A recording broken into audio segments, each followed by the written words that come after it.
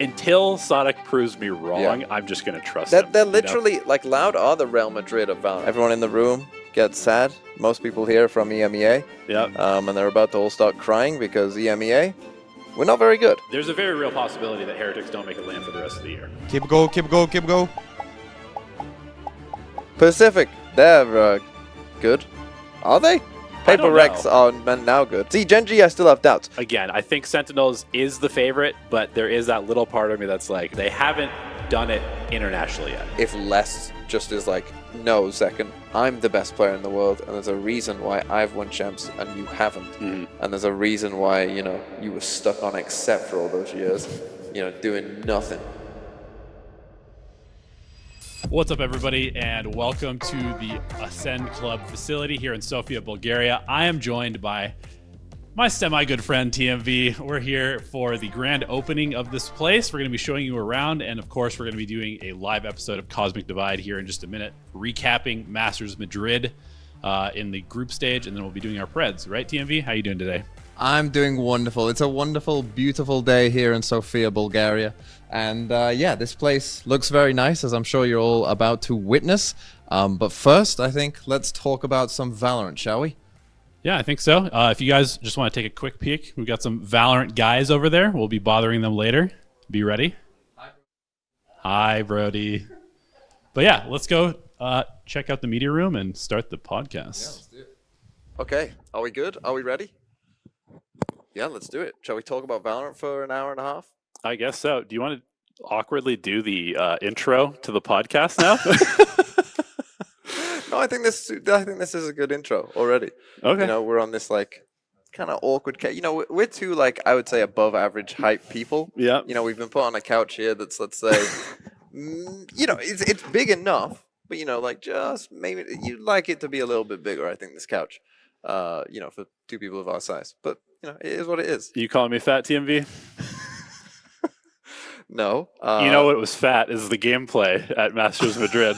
So Yeah. how's that for a segue? Yeah, let's get into the topics. How do we want to do this? I mean, it's classic Cosmic Divide. I mean, you give me like all these ideas of, oh, let's do this, and we're just like, oh, well, how do we want to do it? I'm midway through the show. What do you want to start with? You know what? Let's just start by going region by region, Yeah. and we'll just kind of recap our thoughts on how everybody did. Because I think when we did our show beforehand, we kind of had a general understanding of like where the teams were, but obviously now we have real data on like how the regions stack up and how the teams stack up. And I think we were pretty correct about some stuff and really wrong about others, as usual. I think most people were somewhat wrong because the thing is, this was a very difficult tournament to predict in general. Yeah. I think because everyone was coming in so close, it seemed, maybe other than like FPX, everyone was kind of unsure of what to do. But I think overall, it's yeah, we weren't too far off necessarily. I think we did better with the with Brody and MBS, who maybe will come on later if you stay on for the stream. Maybe we'll have some actual people who know what they're talking about. Yeah, talk about some of these things. You know, little couple extra seats, Yeah. little expert Yeah. seats, since we've got the professional yappers here in the middle. But yeah, I think, why don't you just give me your initial thoughts on the format of the tournament, just to start, because this is the very first tournament we've ever done in VCT that is Swiss stage. Obviously, only 8 teams.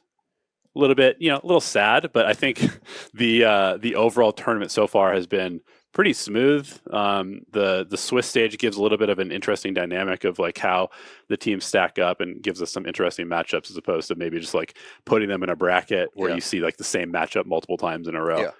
Yeah, I definitely appreciate that because it is, you know, when you and you often will get, you know, like one team in a group is just the best, they win both their games, and then one team is clearly the worst, they go out, and then those two middle teams just play each other twice in like, you know, a really important game to get through. And it's like, well, we've already seen this game. Like, and you might have a decent idea already how it's going to go, so it's maybe not as exciting.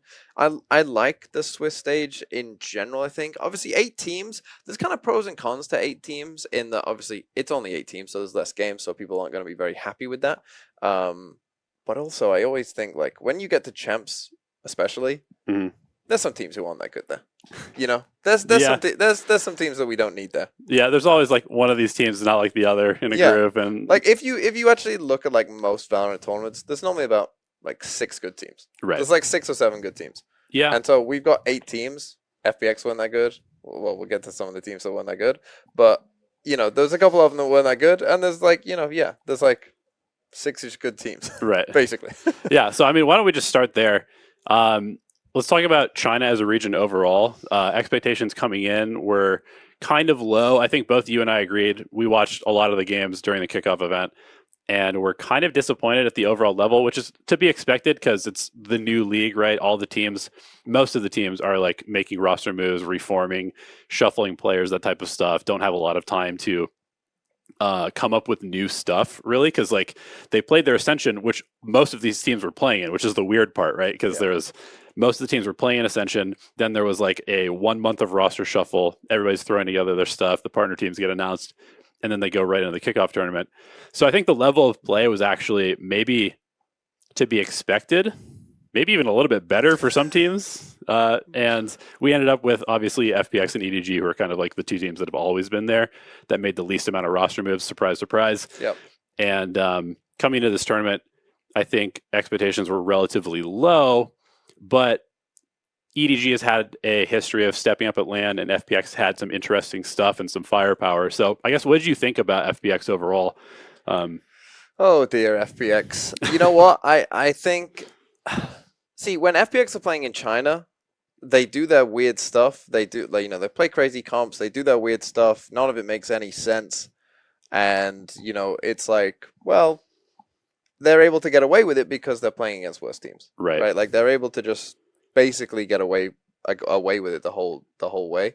So yeah, it's like, it doesn't, so like when you watch them against the Chinese teams, it's like, yeah, I'm like, who cares at this point? Because obviously when they go to these international events, like they're doing some weird stuff. I don't know if we can play some of these clips that we got. Yeah, I mean, just if we can get this up is, some this FPX. Is the first for Cosmic Drive. We actually have production that can pull up clips. I know, this is crazy. Moving on up in the world. If we can get FPX like 1 clip up, oh, look at this. Oh, hey, look at that screen. Look at this. This is crazy. All right, analyze. Analyze? Right, so what I brought up with this clip from FPX is, like, they're going to get the first kill here. They're going to end up in a 4v3 in this round, right? So it's...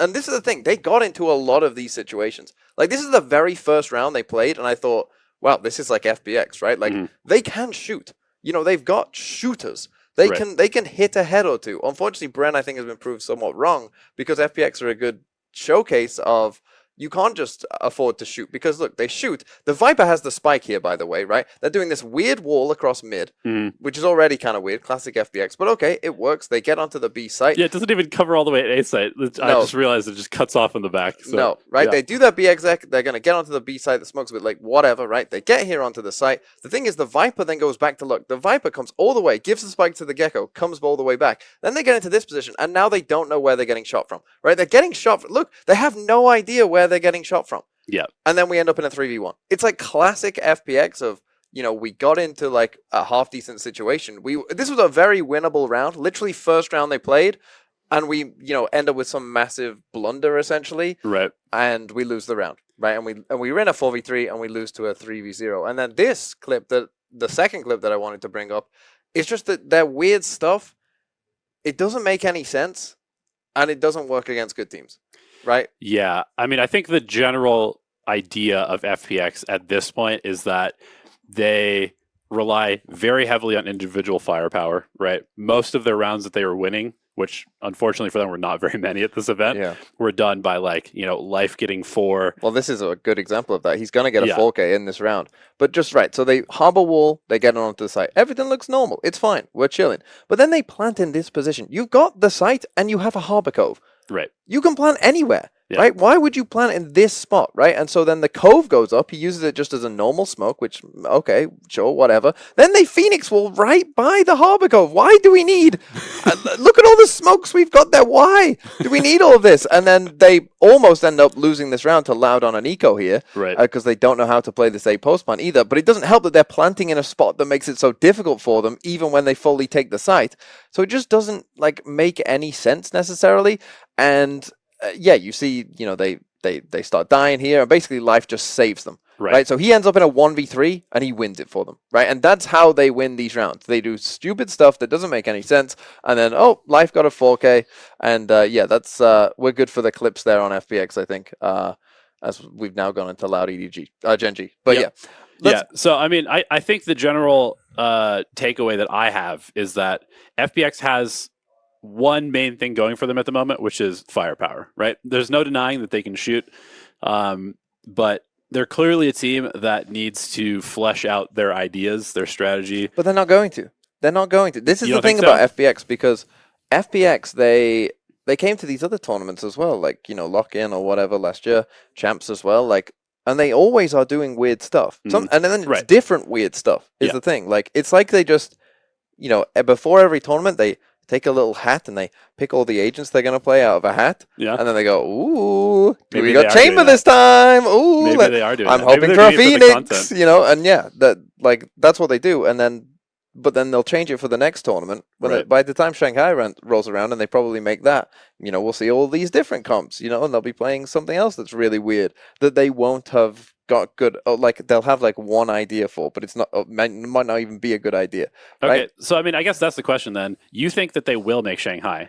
Do you actually think that? Because let's think a little bit about the kickoff. I mean, I guess what were your general like prospects for FPX going forward at this point? Because what we saw was not great. They did not look competitive internationally.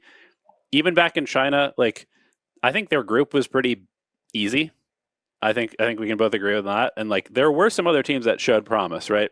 The Wolves, My boy. JDG, which used to be Rare Atom, like has good players on it, and there was certainly some like good moments from like Trace as well. So will they actually make Shanghai? What is the like the They path will make forward for this Shanghai. team? You They think will so? make Shanghai, because that's the thing. Like, even at this level, Autumn and like Life, for instance, Mhm.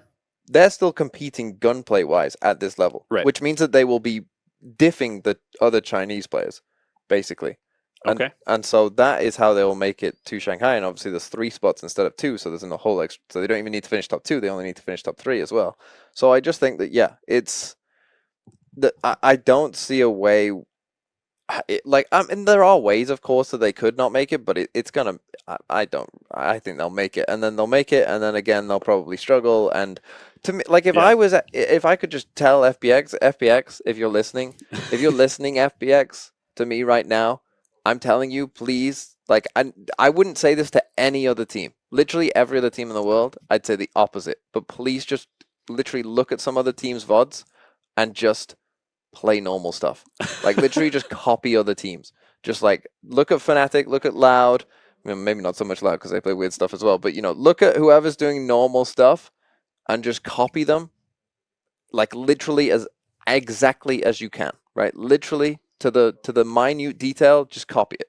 And you'll be much better for it. I promise you. So FPX, that's my my hope for you all. All right, well, let's move on to EDG. So obviously FPX goes out of the tournament. They were 0-2 in the Swiss stage. EDG did get a win, and I guess we were maybe thinking, okay, this team could be pretty good. They looked pretty lackluster in China despite coming out as one of the first seeds, but they didn't really look convincing. They almost lost to Wolves. And then most of their games were pretty mediocre, I would say. Yeah. So this is a round of EDG against Paper Rex, and that's sort of like an internal rival almost. These teams always seem to play against each other. But yeah. So what I wanted to show with this clip was basically that, like, people will probably forget this. EDG beat Paper Rex in this tournament, and like where we think of those teams right now could not be more different. What? This game happened in a tournament of 8 teams a couple days ago. Right. And now what you think of these teams could not be further apart. Right. Right. How crazy is it that EDG beat Paper Rex in this tournament? And in this round, Howdong gets a 4K. And this was the thing. Against Paper Rex, Howdong just randomly had a good game, like his first good game in months. Yep. And they won the game. Right. But then obviously in the other games that they played, again, they did win a map against GenG, which is kind of like, whoa, what's going on? Because then we get to this, right? Loud. 12-3. 12-3. They end up winning, 13-2, 13-3. Yep. One of the most like literally the second most one-sided game at an international history, event in history of Valorant. And like now you come away from this thinking, what the hell were EDG doing?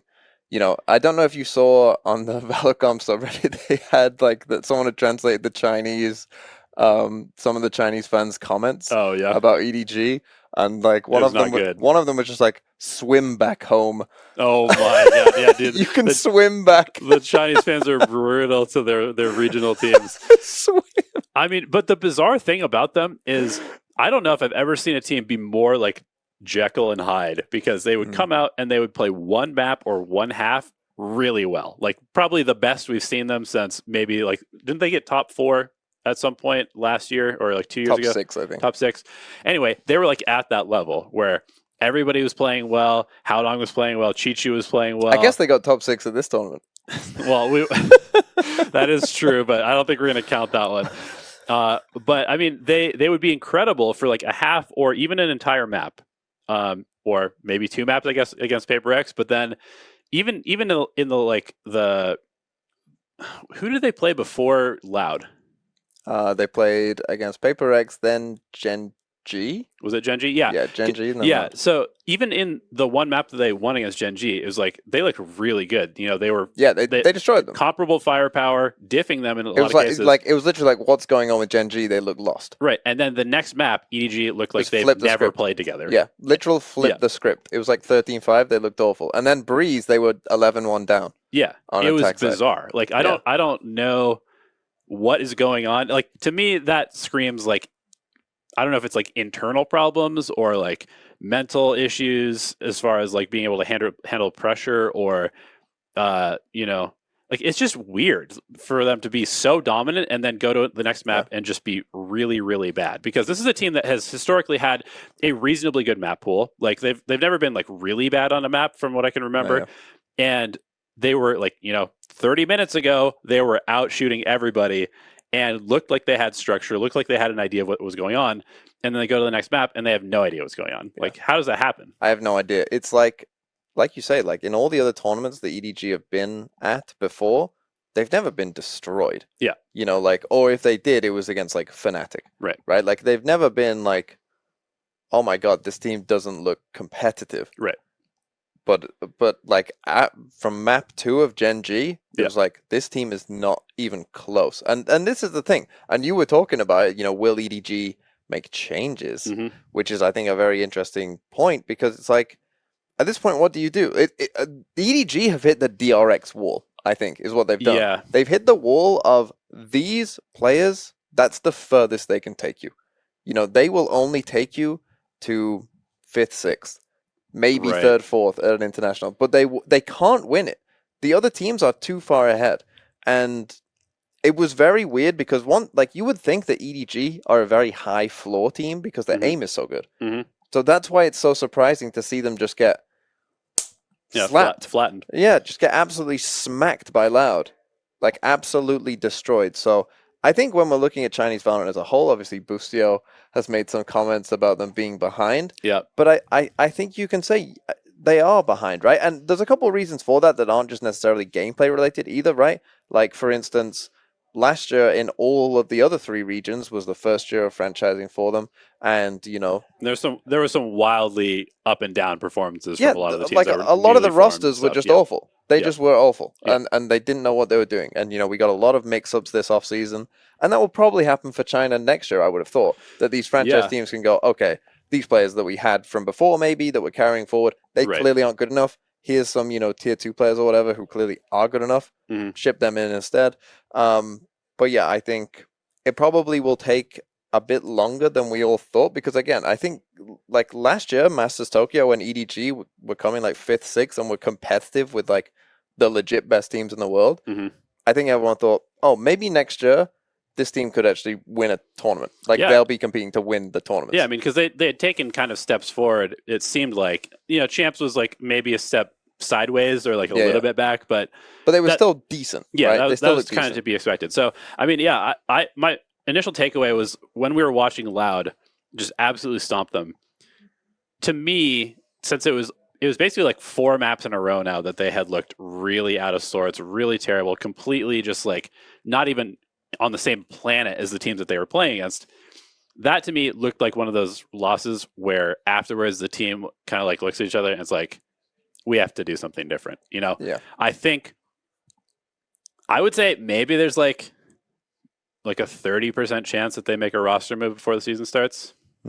Yeah, that's interesting. And it's so funny that it's Loud because as I mentioned in Masters Tokyo, like EDG's high point was knocking out Loud in Masters Tokyo. And everyone was like, oh my God, they knocked out Loud. Yeah, this who were coming off winning Americas. Right. So it was like, oh my God, they knocked out Loud, you know, with Aspas. And now you've got Loud with QCK instead destroying EDG. Yeah. And like, it's like, that's where we've kind of gone, right? That even though Loud, you would say, maybe like if you put the Loud from last year versus this team, you'd probably favor the team from last year, maybe. Yeah. Like, even though Loud have kind of made a best, like they're the same level. Yeah. They're now destroying EDG, which kind of shows where they are. So yeah, it's not great. It's not great for them. Yeah, I mean, I guess where would you put China as a region overall going forward this season? Like, do we have any hope that a Chinese team will make like top 4 at an international tournament this year? Top 4, no. No. Top 6, yes. Okay. I mean, EDG have finished top 6. Yeah, they've already done it. All right, cool. Easy. Yeah, shall we move on? Shall we move on to my homeboys?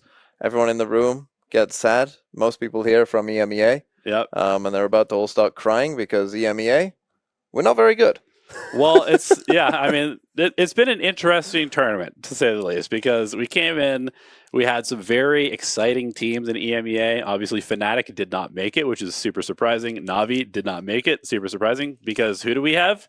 Karmine Corp, who were one of the worst teams I've ever seen last year, replaced basically their entire roster with a bunch of sort of young, unproven players, brought in Aang as a coach. And yeah, the first example that we're going to look at is Karmine Corp against Sentinels, which was a very competitive game. Yeah. But I noticed, you know, like during EMEA, the big thing that KC had was that their ideas looked good, their game plans were good, and they also were making the individual plays. And that's what we're going to see in this round is Shin is just totally isolated on the back of site, and he's just going to absolutely destroy this hit from Sentinels coming in through heaven.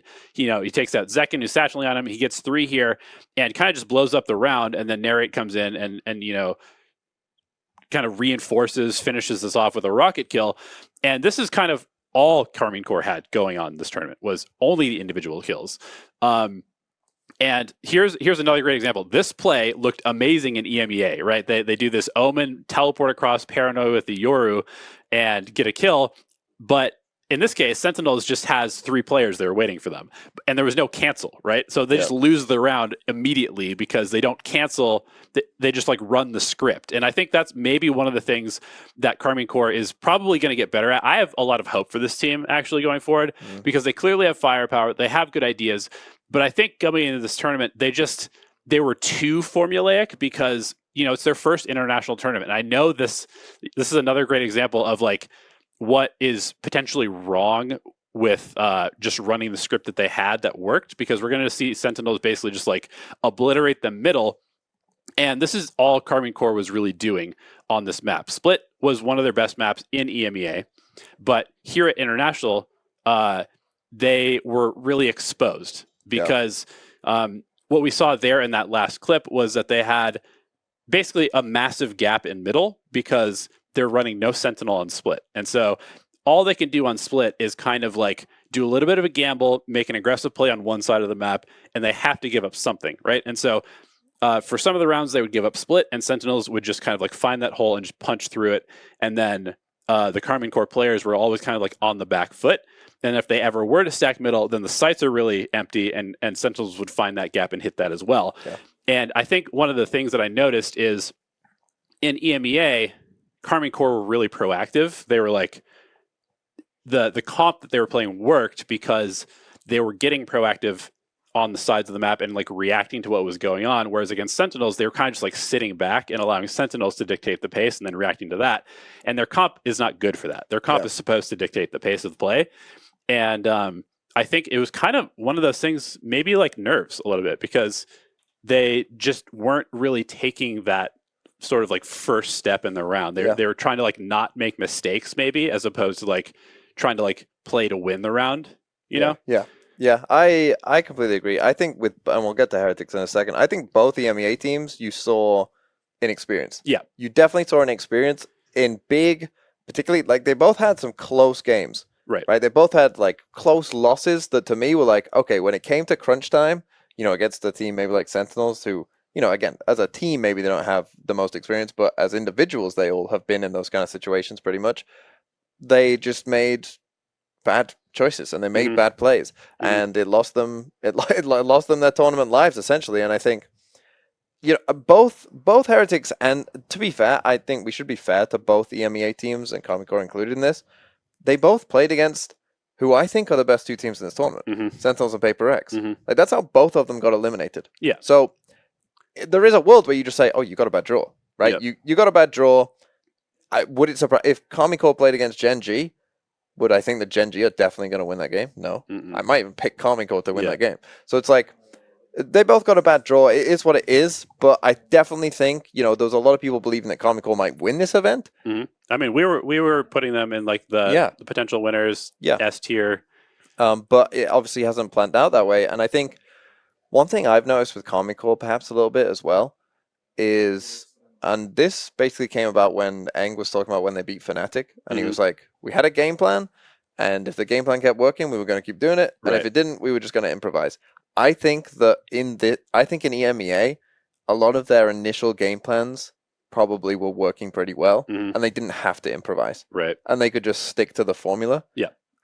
I think it's like when they were playing against Sentinels, for instance, they, like on their attack side of Split, they did run into a bit of a brick wall, and they had no idea what to do. They didn't know what to do at all, and they couldn't, and they couldn't figure it out. Yeah. And I think that stylistically, I mean, there's all sorts of different ways that you can analyze the game, right? And I think there is something to be said about stylistic differences, right? You look at a team like Karmine Corp that has these very aggressive players. I mean, remember, they signed basically like 3 duelists to their team. Yeah. And so all of the players have this kind of tendency to want to play proactively. And so they try to do that, but Sentinel is a very structured, defaulty team. They like to sit back. They like to allow you to play into them and then react off of that.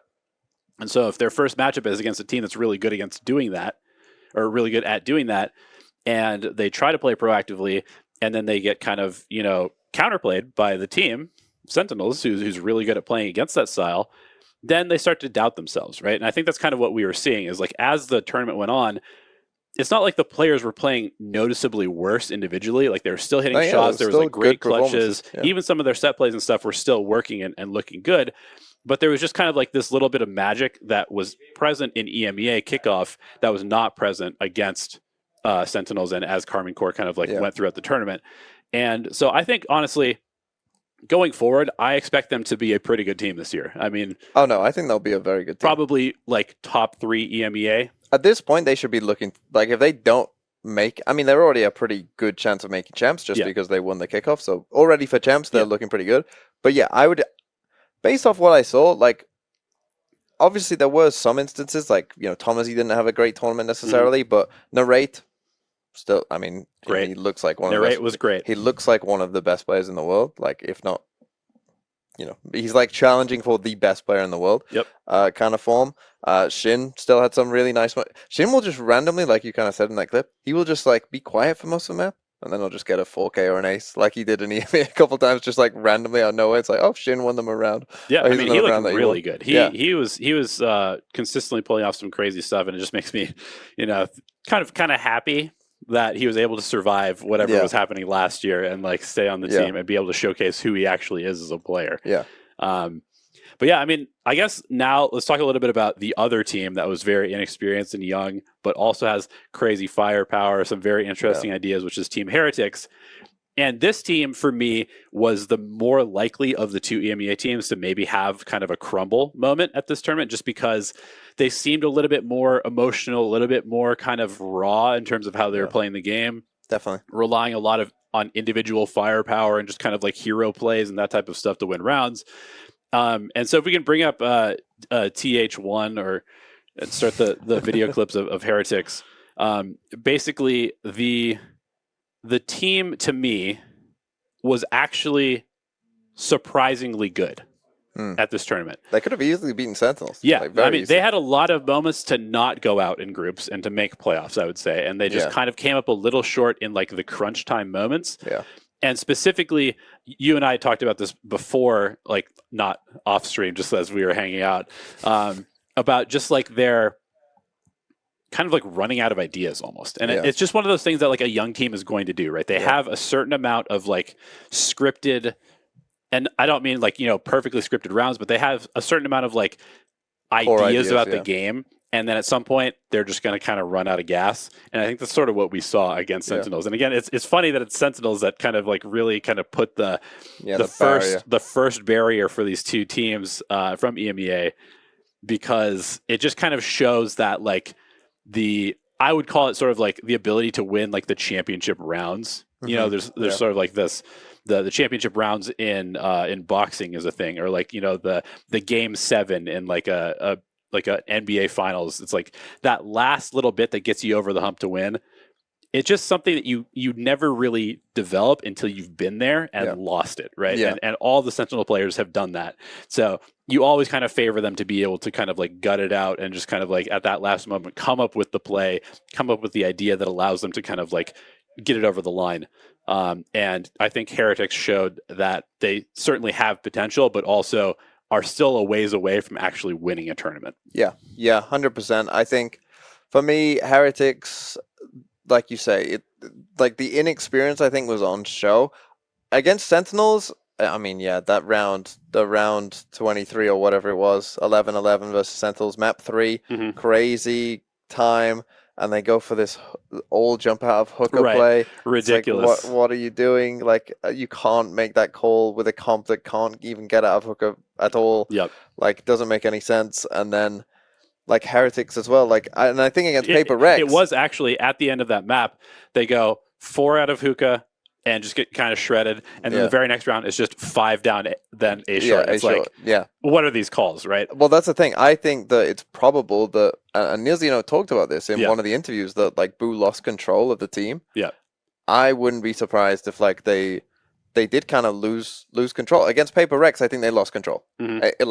Split Paper Rex again. Paper Rex are playing, no Sentinel whatsoever. Like and this happened to Karmine Corp as well. I think as well with Paper Rex, like they play at such a speed that an inexperienced team doesn't know that they need to not play at that speed. Right. They get kind of baited into playing Paper Yeah, Rex's they game. would just bait into like, oh, let's just go fast. Go quick. Like their minds were just running too fast for them, and they couldn't slow it down. Yep. And it honestly cost them for both the MEA teams. Like I think cost them the game that they just got into the mindset of playing at Paper Rex's speed. Yep. I agree. And it didn't work. And against Sentinels, it's kind of interesting because I think against Sentinels, they were in a more normal game. Sentinels play a more normal style, and so they felt that. But then again, when the pressure came on, again, they're playing at like a super, super fast speed, and they're not thinking about things, right? Like they're not thinking about, what ults their opponents might have that could ruin their plan, or, stuff like that. I'm thinking back to Karmine Corp now, like last round of Lotus against Sentinels, they went for a fake Killjoy lockdown play, but Sentinels know to put the Raze on C and destroy the lockdown straight away.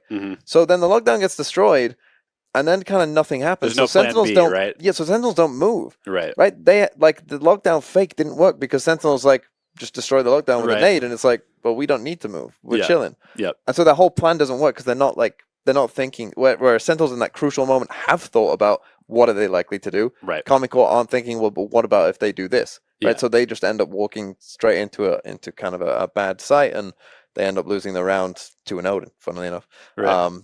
So yeah, for Heretics though, coming back to them, it's kind of interesting. We were talking about Karmine Corp and their kind of future prospects, and we think it's going to be pretty good. Heretics have some interesting things going on because there'll be different times where maybe Miniboo isn't playing. Right. Yeah, they have some roster issues, and it's not really like the players have issues. It's just the fact that Miniboo he's 18, 17? He's 18. He has to be 18. He's 18. He still hasn't finished high school, so he's like taking exams during the season. So, and I guess it is, we should be fair to them. They played this event with a sub. Yeah. Right? This is the first time, first of all, that they ever had all their players in the same place, because Riem's had to play online, kickoff off or online. and he looked great, by the way. Rian's He looked really, way better than he was online. Really, really good. But yeah, going through the season, Miniboo's going to have to sub out, which means that Patatek will still get playing time, but they don't play the same roles. But then Woot is the other player who is supposed to play initially, but is too young, so Patatek actually played for him. And so there will be quite a bit of roster shuffling. It's going to be like one of those real moments where can a team pull off a 6-person roster? Is that possible? Does it work? Yeah. And what does Woot even bring to the table? And like, how does this team? I think, to me, I still kind of stand by the fact that this is the most likely team that has looked good early on to fall off, just because the roster stuff, because they are very kind of young and inexperienced overall. You know, even though they have some of these names that you might recognize, like Benji Fishy, and obviously Boo played in the league last year, most of them are very, very young. And when you have chaos with a young team, it's very easy for things to go sideways, right? Yeah, I think they could, like, it could go a couple ways with them, where they could, and I think that's the thing, the roster thing is probably going to be pretty annoying for them, because I think had they just had the solid 5 and could have that 5 all the way through, I think that they might be able to just, like, pick up from, like, you know, like, okay, we gained that experience, it's fine, you know, yeah, that makes sense that we lost. We understand that it was our inexperience that cost us. We've learned from it. And then, you know, if Woot comes in and he's really good, then it's like, okay, well, now we've got Mini Boo, who's insane. We got Benji, who was popping off in some of these rounds. Absolutely. We've got, you know, as you said, Rien's looked way better. If Woot is also good, like, it, at some point, like, it doesn't matter what you, like, it's like Fnatic, right? Fnatic could play whatever comp they wanted last year. They would have won. Yeah. They would have beat pretty much every team in EMEA. Literally playing, they could have played 5 duelists. They still would have beat most EMEA teams last year, right? So, like, if Wu is good and they end up with just like 4, like a kind of Fnatic roster where you've got 4 really insane players, and then you've got an IGL who also can frag from time to time, and Boo, well, then you're chilling anyway. You'll be good anyway, because your players are just good. So you can do whatever you want. It doesn't matter. Your players will just diff most other people if you've got that, right? So that's a possibility for them. But I do think there will probably be some troubles for them, just because the rosters are going to be mixing up. And, like, how do you, like, are they going, like, at some point you're probably going to need to scrim without Miniboo for that first week when he's playing. Like, how long do you give that? How many days do you need to scrim with the different one? Like, you know, the coaching staff is gonna have to do a lot of structured work. Like, they're gonna kind of have to control how this team functions in a really, really kind of efficient way, I think. And we also have to remember that EMEA has some monsters waiting in the wings, right? Fnatic is out there, Navi's out there, Foot is out there, Vitality is out there. All of these teams could potentially go to a LAN, in my opinion. And so, you know, even though there's 3 spots for the next one from EMEA, there's a very real possibility that Heretics don't make a LAN for the rest of the year. It's funny, because obviously, like, the people are saying, you know, EMEA in shambles and there are no team region and stuff like that.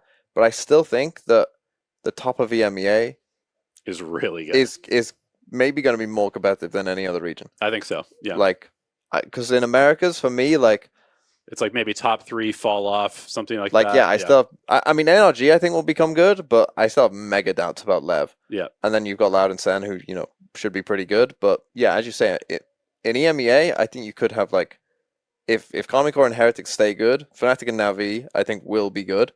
I think Foot is good too, because we have to remember that Foot was in the group. They only lost to Karmine Corp and it was Heretics. Close. And it was close. So there's definitely, it's kind of weird that in my opinion, the 2 MEA teams just, unfortunately for them, got the best 2 teams of the tournament. And they just happened to have lost to those teams, and you know, it's one of those things. It's unlucky. What are you gonna do? You got a bad draw. So. Okay. I think overall we're feeling pretty good about EMEA. I mean, both these teams, we'll see. A lot of people accuse me of being EMEA biased. I don't think I am biased. I think what happens is just people from other regions just don't like when I tell the truth. Gotcha. Okay. I mean, you know, you can. I'm gonna. You can't handle the truth to them right now. I don't have EMEA bias. That's fair. I don't have EMEA bias. That's fair. Yeah, I don't have EMEA bias. Okay. Which camera am I on? I don't have EMEA bias. Okay, so we've talked about the 2 regions, and it's kind of funny how it worked out, right? It ended up with 2 regions entirely being knocked out. 2 regions moved on into the playoffs. Before we go to that, should we show them around the facility a little bit? Oh, is this what we're doing? Yeah, I mean, we were gonna do all the regions, but I figure before we get into the two regions that are in the playoffs, Yeah. why don't we just take a little look around? I'm actually gonna send TMV off the couch. I need to stretch out a little bit, and I'm gonna send him into the facility, into the wild. Oh god. I heard that there might even be some pro players that want to challenge him to some aim duels or something like that. So yeah, fly away, my good friend, and try not to get hurt.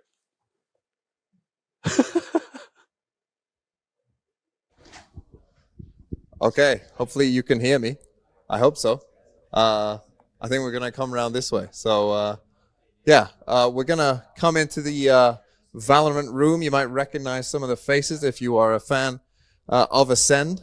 You might be able to recognize some of these people. Let's see, who have we got here? I can see Musashi. I can see Brody. I can see the owner of Acend here, Ben. I'm also live.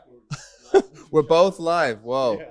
Liveception. Ben, how do you feel about today? Excited. I mean, we already had some boot camps. But today it's the official start. That's a new journey for Acend now here in Sofia.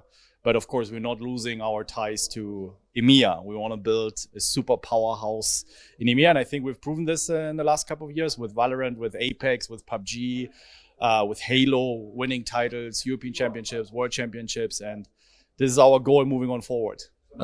Much this content creation side of things, which is important, but also the focus on performance in esports. That makes sense. What do you think of pineapple on pizza? Very good. Okay, there you go. Very good, apparently. He's wrong. Unlucky. He's wrong. So yeah, we're going to come in here. We're going to come and meet some Valorant players. Some of them are better than me. Some of them, well, we're going to see if they're better than me, I suppose, perhaps, potentially. So yeah, here it is. This is Chiwa. Hello, Chiwa. Say hello. Hello. He's a very nice man, I think, in my humble opinion. He tries to cheat at card games sometimes, though, which is not so nice. What do you think of pineapple on pizza? I'm fine with it. Wrong again. 2 out of 2. Wrong. Do we have anything set up here? Don't make me do aim labs. That would be horrific. You don't want to see me on aim labs. This is not going to be a good idea. But maybe I could. Go on. Set me up, Musashi. Set me up. We'll get Chiwa can host it. Yeah, Chiwa, you host it. Hello, viewers. Let's see the skill of this professional. We all want to hear your live comments, while you're doing this. Oh, what's with the keyboard?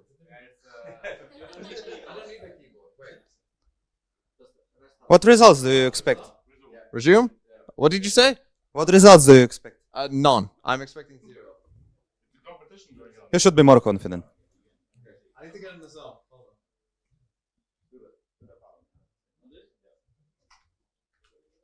Jesus.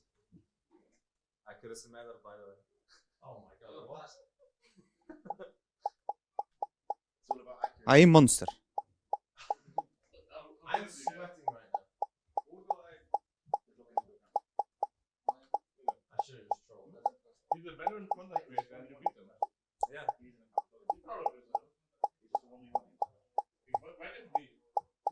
Keep go, keep go, keep go.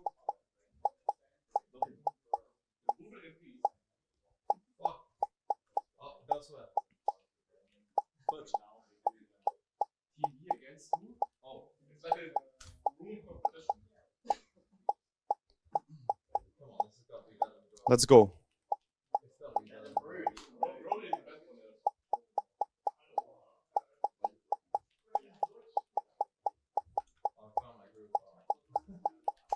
How long does this take? 47. Okay, let me try. Let me try. Yeah, I did 61,000. I want to try also. Okay, that's me. I'm not very good. It turns out, as you can see, I don't know what we're gonna do now. To be honest, are we going back? I don't know. I'm just a guy. Elevated's the host of all this thing, and yeah, let's come back. I think let's come back. Oh, we are gonna do this? Oh, we're just gonna watch Chiwa do it. Okay, Chiwa's not gonna beat me though. That's the thing. Chiwa's not gonna beat me. Are you ready? This is a pro player right here. Oh, it's not his sense. He's already complaining. Oh no! He's already panicking. Oh, Chiwa, don't panic. It's okay. It's okay. Pineapple isn't good on pizza, Chiwa. We've been through this. Don't panic. Don't panic. 84%. Don't panic. Don't panic. Oh no. Oh no. He's struggling. He's struggling. Shut up. He's a pro. He's a literal pro. I think he's got aimbot on aim labs. It's fine. He won't panic. You won't panic, right? No. There's no way you panic. No way. If I come into your... No way. There's no way you'll panic, I can right? look at you. You see, I hit the targets while I was. Only 92%? I don't think that's very good for a pro. Look, you're twitching. You are literally twitching. I'm watching your eyes twitch. Oh, 7, 6.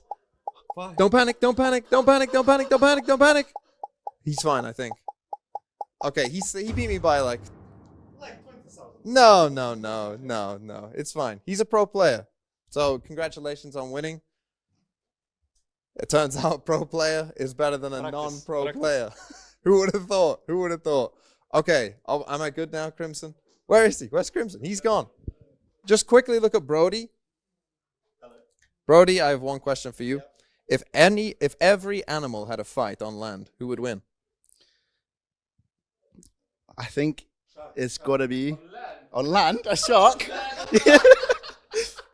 I'd say a gorilla. Gorilla. Awful. No, awful. A rhino. Better answer. Better answer. Okay, Musashi, you go. 100% elephant. Elephant? Too gentle. Too gentle. Okay, I think we're good now. I think let's go back and resume the podcast. Resume the podcast. Thank you, everyone. Thank you, Valorant players. Thank you all. Okay, we're walking back. We're still walking back. We're going to resume the podcast. We have much to talk about with Elevated. People are just filming around here. Everyone's filming. Yeah, we'll say hi to the second camera. This is the second camera. If all the animals had a fight, who would win? The elephant. Elephant again. Also wrong. My answer, by the way, just FYI, hippo. I think the hippo is the correct answer. They're a killing machine. Okay, we're going to come back now. I'm going to hand over back to my lovely co-host, Elevated Speaks. Lovely. Well, thank you for the compliment. I'll give you one as well. You were surprisingly not that socially awkward, interacting with a bunch of other surprisingly not that socially awkward gamers. Fancy that. So good job. Good job, everybody. You did great. But yeah, I mean, so as we saw a little bit, we get a little tour of part of the facility. We're going to be showing more later on in the stream. What do you think of the Acend facility so far? Well, hold on. Hold up. He's drinking water. Yeah. I will tell you what I thought. I was really, really surprised at like how big and like, I mean, the place is like super well put together. Everything's been thought out. There's a lot of really good space and opportunities for players to come and, you know, get better at the game. I think both the PUBG and the Valorant teams have already boot camped here once. But yeah, I mean, this is going to be boot camp. It's going to be content. It's going to be the offices for the org. So it's a cool space to have. Do you want to hashtag add that or not? I don't think I have to because, you know, we're on the Acend channel. We don't have to hashtag add it because it's true. Exactly. How about that? How about that? It's truth. Yeah, it's a nice place. It's like it reminds me of kind of like, you know, in a TV show when a character kind of finally makes it. Yeah. And, you know, they got their own like office and space and stuff like that. Like that's what this place is like. You know, they finally made it. You know, we're here. We've made the big leagues now. Yep. We got rooms. They got little glass doors, you know? Oh yeah. It's like classic true like, oh, we're in an office space. Let's go. Yeah. Which is a bit, you know, maybe a bit strange for like gaming stuff. Can we get some pogs out for capitalism and corporate America? Yeah, because we're there now, baby. Yeah, I love. I mean, I do have to say, I am anti. Like, I'm a pro work from home person. Here we go. But this place is worth coming to. Yeah. This place, like, if your regular commute is a 3-hour flight from the UK, it's worth it for this place. Yeah, mine was a little bit longer than that coming from the US, but you know, all good. I felt comfortable once I got here. Yeah, there you go. But you know, let's move on to the winners. As you know, we're winning with the facility, so let's move on to the winners of Masters Madrid so winning. far. You know what those EMEA teams could use? a boot camp right here. Probably. Then they would be winning. I mean, Then they wouldn't be panicking exactly. because they just remember back to this time coming to this facility, and they'd be like, "We've seen all we needed to All see." right, that's enough advertisement for now. Let's talk about some more Valorant, some VCT. You know what? Let's go ahead and talk about the region that everybody cares about the most, Pacific. Probably. Were you wearing a jumper before? Yeah, but I got really hot. Oh, I see. No, sorry. You go. No, you're transitioning now. You've ruined my Okay, flow. Pacific. They're good. Are they? I Paper don't Rex know. are now good. See, GenG, I still have doubts because again, we were talking about EMEA getting eliminated by maybe the best two teams. Right. GenG, they beat Loud. That's good. They did beat Loud, but Loud looked very shaky. Yeah, we'll get to Loud later on, but yeah, Loud looked. But did they look shaky because GenG were good? No, they look shaky because they look shaky. Yeah. But then they beat EDG. Remember, it was a best of 3 series, and the final map, Loud ran the Yoru Ascent comp, right? And yeah, it Am I looked like thinking about this correctly? yes, and QCK didn't look like he played Yoru Ever. like Yeah. literally never even picked him in ranked. Yeah. Yeah, that was a problem. Yeah. That was a bit of a problem for them. And but to be fair to GenG, and I do think that GenG came into this tournament with a distinct advantage because there's plenty of teams at this tournament who were like good at Lotus, who were good at like Split. Mhm. But their map pool, like, you know, they had been good on Ascent. They had been good on Breeze. They had been good on Icebox. Like, their map pool was quite different to everyone else's, which I do think when you come into a tournament like with only 8 teams, that's a pretty significant advantage to have. Yeah. And I do think that has helped them somewhat and maybe might continue to help them. I mean, you know, they're playing against Paper Rex, who we'll get to in a second as well. But yeah, for GenG, I don't know if we got the GenG clips, GenG 1 and 2. Did you do the clips for this? Yeah, you did. I did. Yeah, so for GenG, in my opinion, I mean, again, we talk about individuals. Texture is having some really nice moments, like some really, really nice moments. But it's weird because like Lakia has had like a really bad event. Yeah, so I mean, I think the GenG formula that worked in Pacific has continued to work here in an international setting. This clip in particular, I just highlighted between Loud and GenG because to me, Loud has kind of always been that team that will like drag you into the brawl and they'll just out brawl you. But this clip is GenG brawling Loud. Yeah, and, that's a and good just point. committing to the fight and then just winning the fight. And Yeah, like, I think GenG are the ultimate brawlers. Yeah. Because EDG are another team that you'd say are like good brawlers, Yeah. and they've beaten both of those teams. yeah, and I mean, I think it kind of like speaks to what worked for GenG in Pacific, which was that their firepower was just kind of unmatched, right? They made some pretty good moves seemingly in the offseason, picking up Texture, obviously. I mean, Global Esports, what were you doing letting that guy go? They moved Meteor over to sort of like this weird, like he's kind of the anchor, kind of the opper pseudo second duelist. He's got kind of a weird role in the team, but it seems to be working. And it's kind of coming together relatively well. And then, I mean, let's talk about Karon, right? So they pulled this guy out of ranked, and here he is at the end of this round, out-dueling Les, who is maybe inarguably the best, certainly the best Viper, and maybe the best player in the world. Yeah. And so basically, I mean, what GenG is able to do is they're able to just kind of like take their firepower and just exert it onto the other teams. This is crazy when Lakia snipes 2 players like that. Exactly. That was crazy. And this is just the type of things that they're doing consistently at this tournament and also in the Pacific region, is that they're basically just kind of like diffing people on pure skill alone. Yeah. And that does, you know, we'll see how that translates into the playoffs against some of these more structured teams. But it was certainly enough to get them through the Swiss stage. And I mean, we talked about maybe having a little bit of an easier schedule to get here to the playoffs. But I can't really, you know, take too much away from them just because they continue to look pretty good. They look consistently, you know, better than most teams on like an individual 1-by-1 basis across the board. Outside of like maybe Lakia, but he's playing kind of this very supportive initiator role, and that's you know, it's to be expected. I think that, you know, we did see them play the Yoru against the Loud. It was 2 of the worst Yoru maps I've ever watched in my life, watching GenG play it on Breeze, then watching Loud play it on Ascent. I hope to never see that ever again. But then they did run it back, and Meteor dropped like 25 kills or something like that the next time that they played it. Yeah, it's tough because that Breeze comp, like, I really think that might be the most imbalanced comp of all time on any map. because their defense side is so bad. Yeah. I mean, just unbelievable. Like, literally, their defense side, it's like they haven't practiced it, and they're only like they look like a ranked team on their defense side. Like, literally just taking random 1v1s, swinging out randomly, hoping they, can do something. Right. Hoping that someone wins that fight. When they don't win that fight, and I mean, Loud were a great team to abuse that. Right. And just like Loud literally like never did a side exec other than their pistol round. I think they just always played slow and just always walked up halls or walked up mid or somewhere, right? Right. And they punished them for it because they have no Sentinel on this map, which is trolling. But on attack side, it was against EDG, but on their attack side, they're 11-1, frying EDG, just absolute rolling. You can't stop them. They've got double duelist.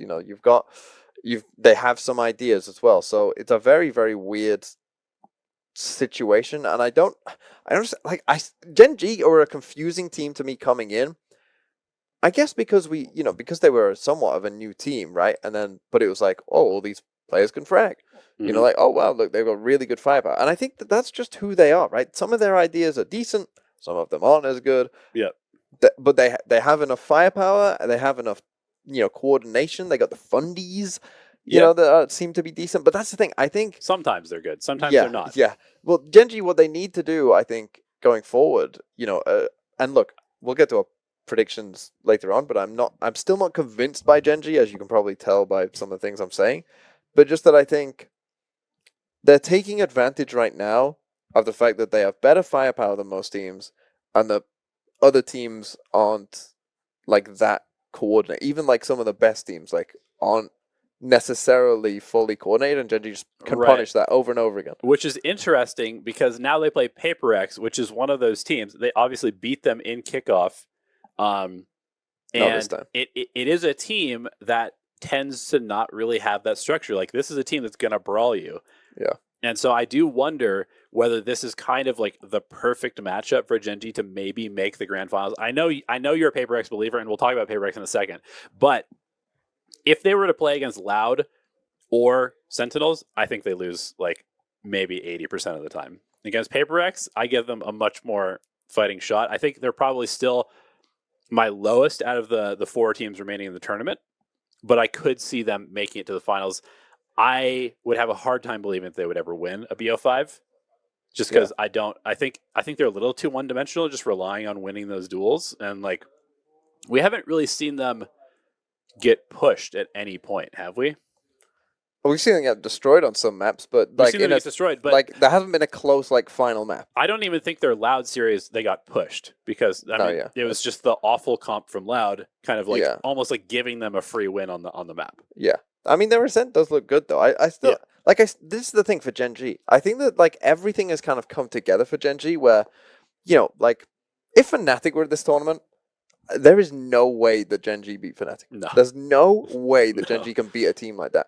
I think if GenG got Sentinels, they have no chance of winning that game. That's how I feel. Yeah, like they have no chance of like being a team who is like just knows who they are and is like solid. Right. Like they can't beat those teams. But they happen to have come into a tournament at a time where like most of the teams who have qualified are like in chaos, They're like PaperX or EDG or like Loud, right? Like they've got big problems, and GenG are just like chilling and they're vibing and their vibes are good, and they've taken advantage of that, and they've taken advantage of like weird meta changes and people, and they're just sticking to like pretty normal stuff, right? And it's working for them. They're just like if you want to just like an argument for stability, it's GenG. Now, going forward, I don't think that's going to work too well for them. But right, I mean, so that's the thing. It kind of sounds like we're hating on them, like they don't deserve to be here in the playoffs. But that's the thing. But I think they do, actually, because I think they have sort of done the things well that they're good at. Yeah. And like that's enough to win right now. And we'll have to see whether they're able to evolve over the course of the season. You seem to think they probably won't be. No, I have hope for them. I just think that they'll need to do it. Okay, you're right. They actually have to prove that they can get through an entire season, right? Because last year they started out really hot as well, and then just kind of disappeared. So that could be a potential road for them, or they might end up, in the top 3 Pacific like, consistently throughout the year. I think. Oh, I think they'll be up there in Pacific just because their players are good. Yeah, exactly. Like, if Texture stays at this form, which I think there's no reason to believe he won't necessarily, like, yeah, they're chilling because he's just going to destroy most people. Like, he's just going to absolutely fry them, right? Right. Um, But will they get pushed to actually have to evolve is the question, because there is some chance that, I mean, I think you and I would both agree that the Pacific tier gap between like the top 3 or 4 teams and the rest of the league in that region is quite big. And so if they're able to just kind of like skate by against a bunch of the lower tier teams, they may just make a bunch of international lands purely because they're like in that upper echelon. Yeah.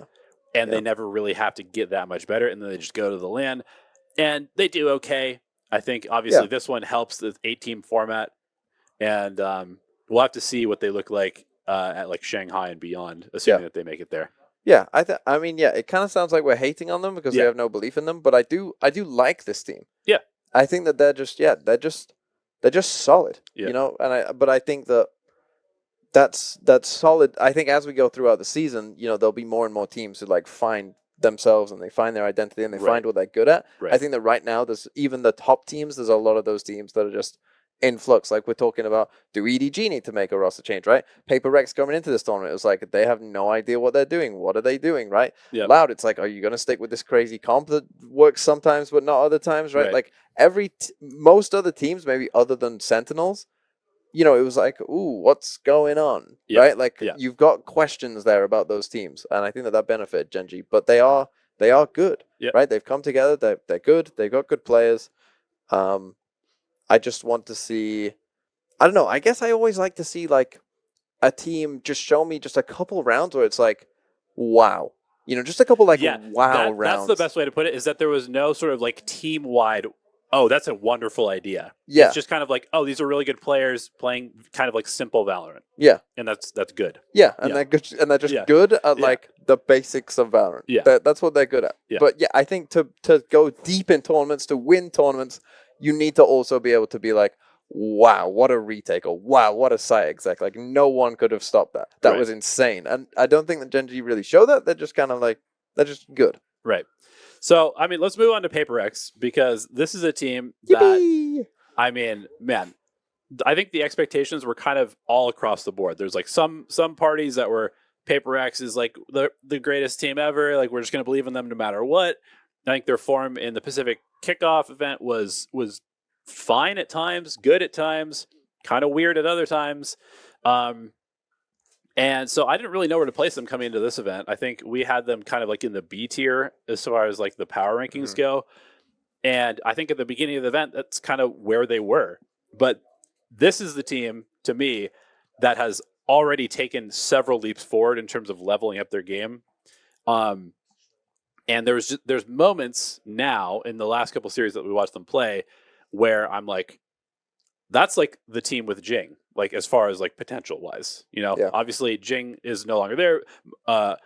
Monyet is is the replacement. No, he's Monye now. Well, sometimes he's Monye. See, this is our joke for the people who don't know. Yeah. This is our joke that when he's kind of, when he's bad, he's Monyoy. When he's average, he's Monyet. And then when he's really good, he's Monye. Yeah. As in like yay from like optic. Or like yay, he's winning. Or yay like he's winning, yeah. Or Monyoy like yay when he's getting no kills. Yeah. Anyway, so I think a couple of interesting things have happened with this team. First of all, they have come out and showed adaptability already. They've already changed a couple of their comps.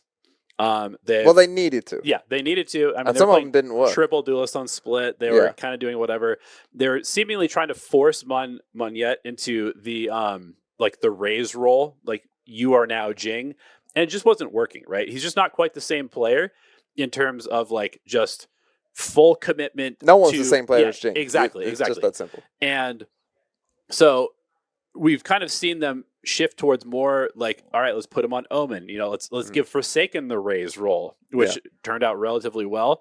And Monyet has looked awesome on Omen. He's looked really good. It's kind of almost like the TENS effect, where you take a duelist, you put them on a role that just can't play too stupid, you know, and you just allow them to get. You can do stupid stuff. I mean, look at Angel. Yes, you can, but it's not the same as a Jet just going in or a Raze just going in so far in front of their team, because you still have to think about your utility a bit. Yeah. And so like, we're seeing him go on Omen.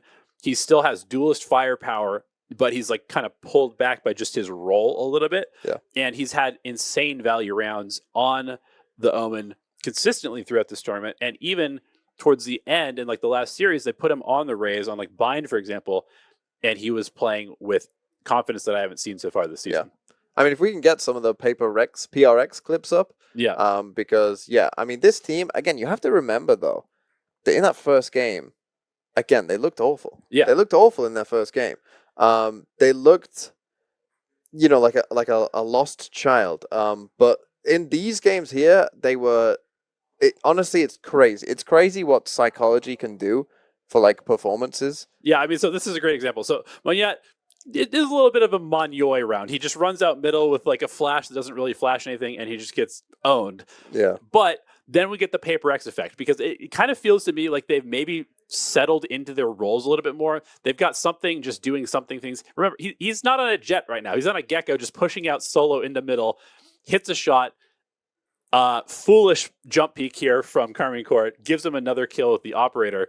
And then Forsaken comes in on the fade and just absolutely pulls off, an incredible sight hold here. They have like just individually, I think the players are starting to click on this team. And that's what's always made them great. Every single time we've watched them be really great. This is another example of Monye playing like Monye.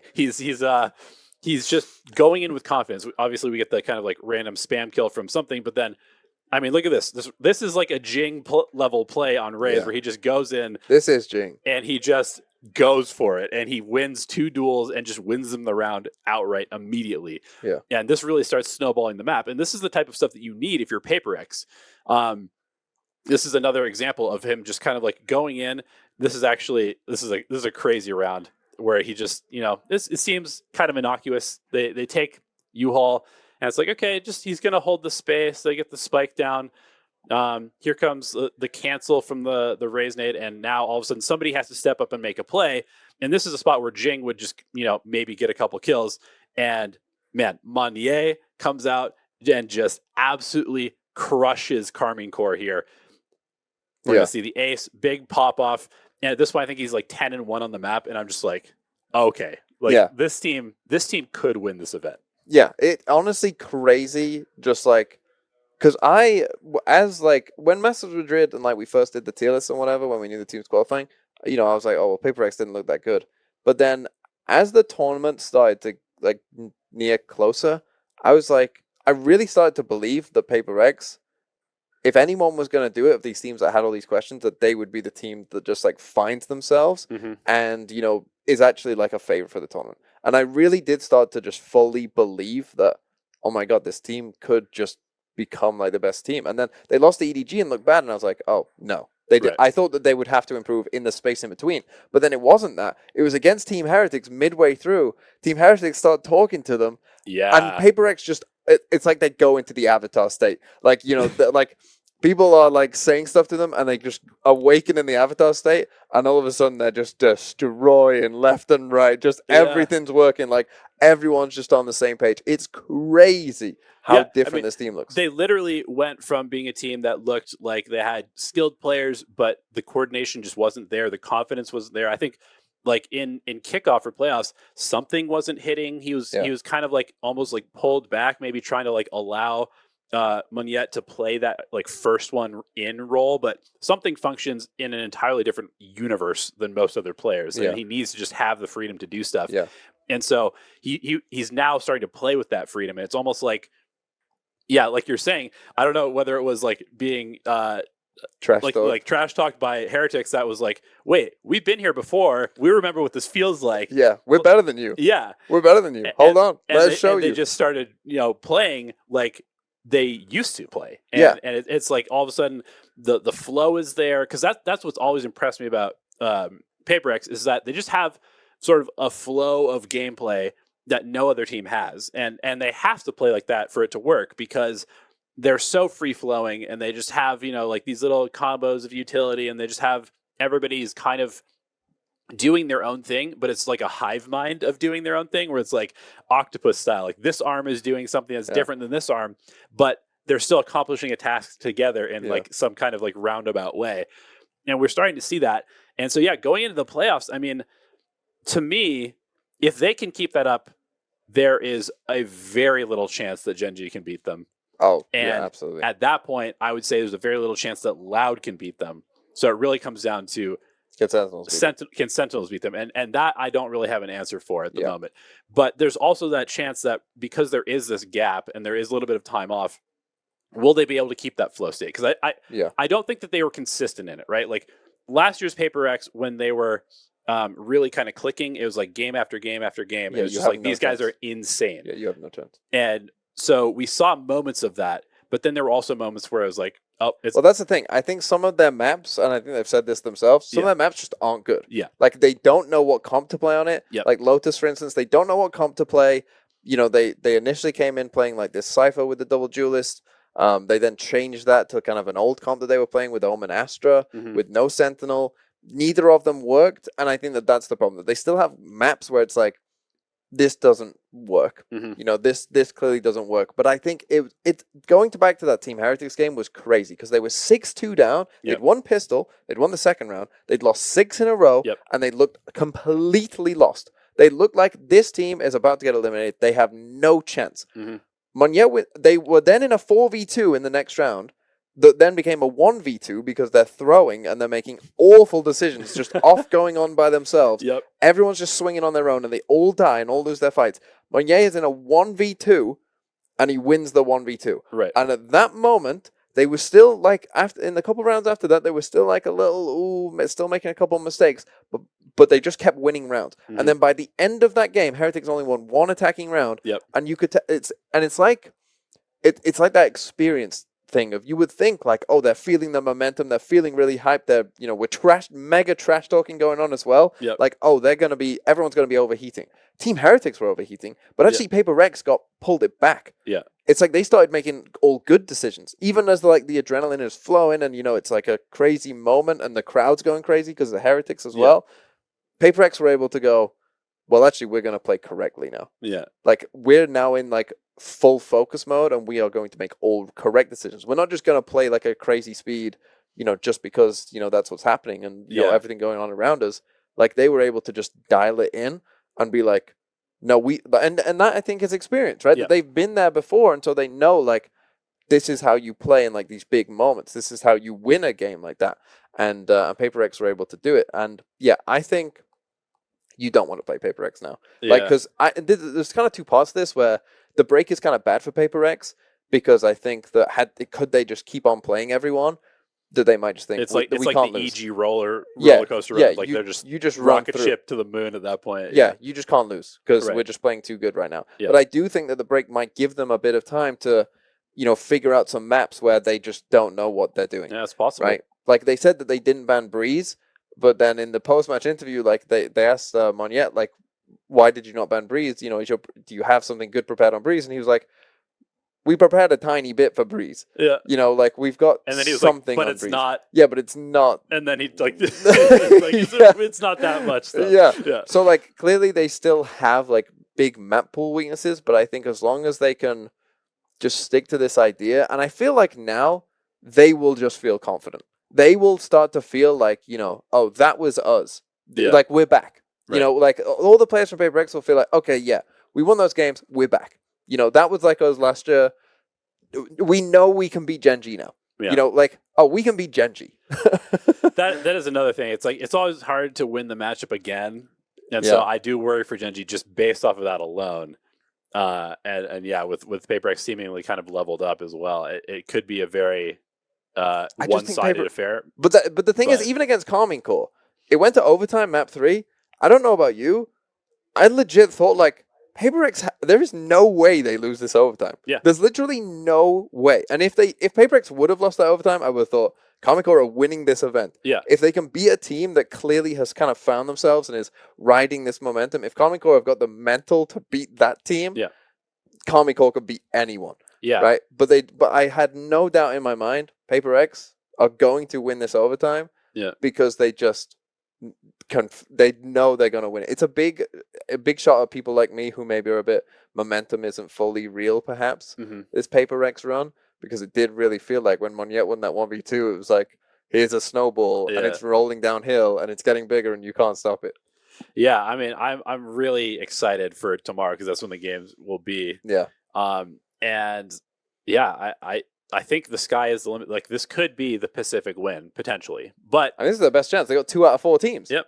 Like that, just odds wise, it's 50-50. I mean, obviously it's not 50-50 if you like look at all the teams, but teams wise, it's 50-50. Yeah. Of course, this is their best chance. It would be cool. But let's go ahead and talk about the Americas region as well. Just because, I mean, Because we have to. we have to for the clout. Because let's start with Loud. Well, they are still in the tournament as well, so I feel like imagine if we didn't talk about Americas. Imagine if we went through all the other 3 regions, including 2 that were eliminated, and then just didn't talk about 2 teams that were still in the tournament. Well, we'd be trolling on content is what we'd be doing. Yes, so but- let's pay the bills, TMV. Yeah, okay. Let's start talk with about Loud. Loud. Let me start with Loud. Go for it. Because I think Loud is a similar story to Paper X. And again, if we can get the Loud little clips up here, I pulled up a couple clips of, because remember, again, the first games you might not fully remember Right. that like they got destroyed by like GenG. You know, like here's a round where GenG on Acend, for instance, like again, this is GenG just like feeling themselves, just, you know, like they tried to do like aggressive on B, you know, and Loud, they just can't win a fight, right? Like this fight, how you know, stuff like that where it's like you're in such a good position, you would think, you know, everyone's taking 1v1s around the map, just like what GenG want. You know, GenG are coming out here, this TP here, right? Like this kind of stuff is happening for Loud. Yeah. You know, stuff like that. It's like, what are we doing, right? Right. Like, what are we doing? And you're just getting destroyed. But then, obviously, more recently, are completely different, right? Completely different. Against EDG, nothing can go wrong for them. Yeah. Right? Like, they're just, I mean, like, again, to lose this by this much, obviously, EDG have to not be playing well, but you have to be playing really well to I be mean, a team talk this to me bad. about QCK, because Yeah. this was Well, obviously this is going to be a QCK round. He was the biggest question mark coming in.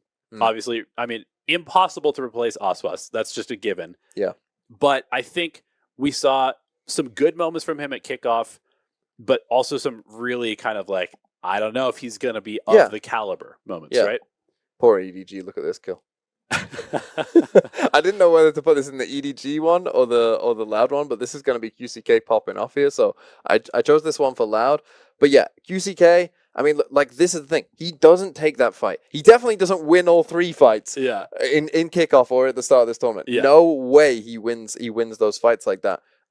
And this is the thing. Like, for Loud, it was never really about the team. I think it was about QCK. Mm-hmm. You know, and because the rest of the team is the same as last year. And and the rest of the team really is good players. Yeah, and like Cowanzine is really good. Tui's has been really good, both at kickoff and now at the event as well. Sadak obviously is a GOAT IGL, and Lester's arguably the best player in the world. So they're really, you know, other than the questions about the comp, which I think, you know, there is still going to be some questions. I think it's interesting for Loud that they seem to have, you know, lent in. Again, I think this is a good idea for them, you know, given the teams at this event. You know, they've lent into Breeze. They've lent into Icebox, right? Where they aren't playing the comp, you know, where they have to play kind of, you know, more standard stuff with a Sentinel kind of stuff. And they're winning those maps, right? And they're good at those maps. Yeah. You know, when they play Ascent, or like Sunset is a map where clearly it can work. Right. You know, Sunset, the comp just works, so it's fine. Right? You don't need a Sentinel on that map. You know, you don't need a dive on The that map choke either. point isn't as like controlling of the round. Yeah, so it makes sense to that comp just makes sense there, right? Like they get good use out of it, so that's fine. But then there are still, like, when they played Ascent versus GenG, like, there's big questions there still. Yeah, they went to the Yoru, which, I mean, is the logical choice, right? It gives you the dive. It gives you the op power. It does the same stuff as Phoenix. But clearly not there. He hasn't played the agent enough to, like, really understand how to play it well. And so, I mean, what do? Do they just ban Ascent now? Is that possible? I think against Sentinels, you don't. No, I think what they'll do, I think now they'll just go back to a normal Ascent. I think in these days, they'll go back to a normal Ascent. The map veto is going to be really interesting. If I was them against Sentinels, they've been banning Lotus at this tournament because, again, their comp doesn't make any sense on Lotus. But if I was them, I would say, okay, it's going to be pretty easy to just play default comp on Lotus and Ascent. You know, those maps are pretty, like, you know, the meta is the meta. Everyone kind of knows what they're doing. Loud were playing the comps last year. So 4 of the players, so it's only QCK who you kind of need to bring up to, you know, like, what are we doing? Right. You know, you can pretty much just copy what you're doing last year, and it's still pretty much the same for both those maps. So that's what I would do if I was them against Sentinels, and I would ban Split and just say, we're not playing you on Split. You know, I You think know that Sentinels will pick Lotus 100%. Like that is Yeah. what they will pick. So you can prep very, very heavy for that, knowing 100% that's what they're going to pick. That's what I would do if I was Loud. We'll see what they will do. I have a horrible feeling they're going to try and play them on split, and it's just going to go awfully for them. And then as soon as that goes awfully, I'm like, ooh, now you're lost. You're already 1-0 down. Yeah. It's tough now. I mean, I think it is a tough matchup for them to go against Sentinels, and I still am not sure about QCK. I'm gonna be honest. Like, he had some really good maps against EDG, but I just don't know whether he's going to continue to play with that confidence. Yeah, and especially if they do go back to like a default Ascent comp, I'd say Jet has maybe been like his most iffy agent that we've seen so far. And on Ascent as a Jet, like, you're kind of the most important part of the attack, right? You have to break the chokes. And defense, you're pretty important. With the op. And his op, he is a very inconsistent opper. Like, I'm just going to straight up say that. Like, he misses a lot of very open, easy kills with the op because he's too excited, and he'll like, flick off the target instead of flicking to them a lot of the time. And obviously, if we're comparing him to Osbus, who is one of the best oppers in the world, is just like, it's rough. But they have been able to find value with him in other ways, and I think he does function really well when he is just kind of like allowed. It's like, all right, bro, just get us the space, just do it, Yeah. And if he can play with that confidence, he does have potential to help them, raise to that level that could compete against Sentinels. Certainly, that's definitely possible. I mean, we've already seen them really push Sentinels in kickoff, and it's just a matter of whether it really is kind of up to QCK. It's kind of weird to say it's like one player, but we just trust the other four, and so like, can he step up when it matters? Yeah, I think if they do what I said and ban split, play a normal Lotus, and like really work hard just on put it, him on Raze and just I think you have a chance because again, like, for me coming into this, and we'll get to Sentinels in a second, but for me, like, Sentinels, their map pool is my question mark for them as well, and we haven't seen them play on Ascent, Icebox, or Breeze yet, right? Like, the three worst maps we haven't seen. They've managed to find teams who are willing to map veto like perfectly for Sentinels. But Loud, I think, will pick one of those maps, and I think Rob Moore's payments going over. Yeah, I think Loud will pick one of those maps, and they'll feel good about winning on those maps because they've won it against they beat other teams at this tournament on those maps. So I think they'll feel good. Yeah, I think Loud.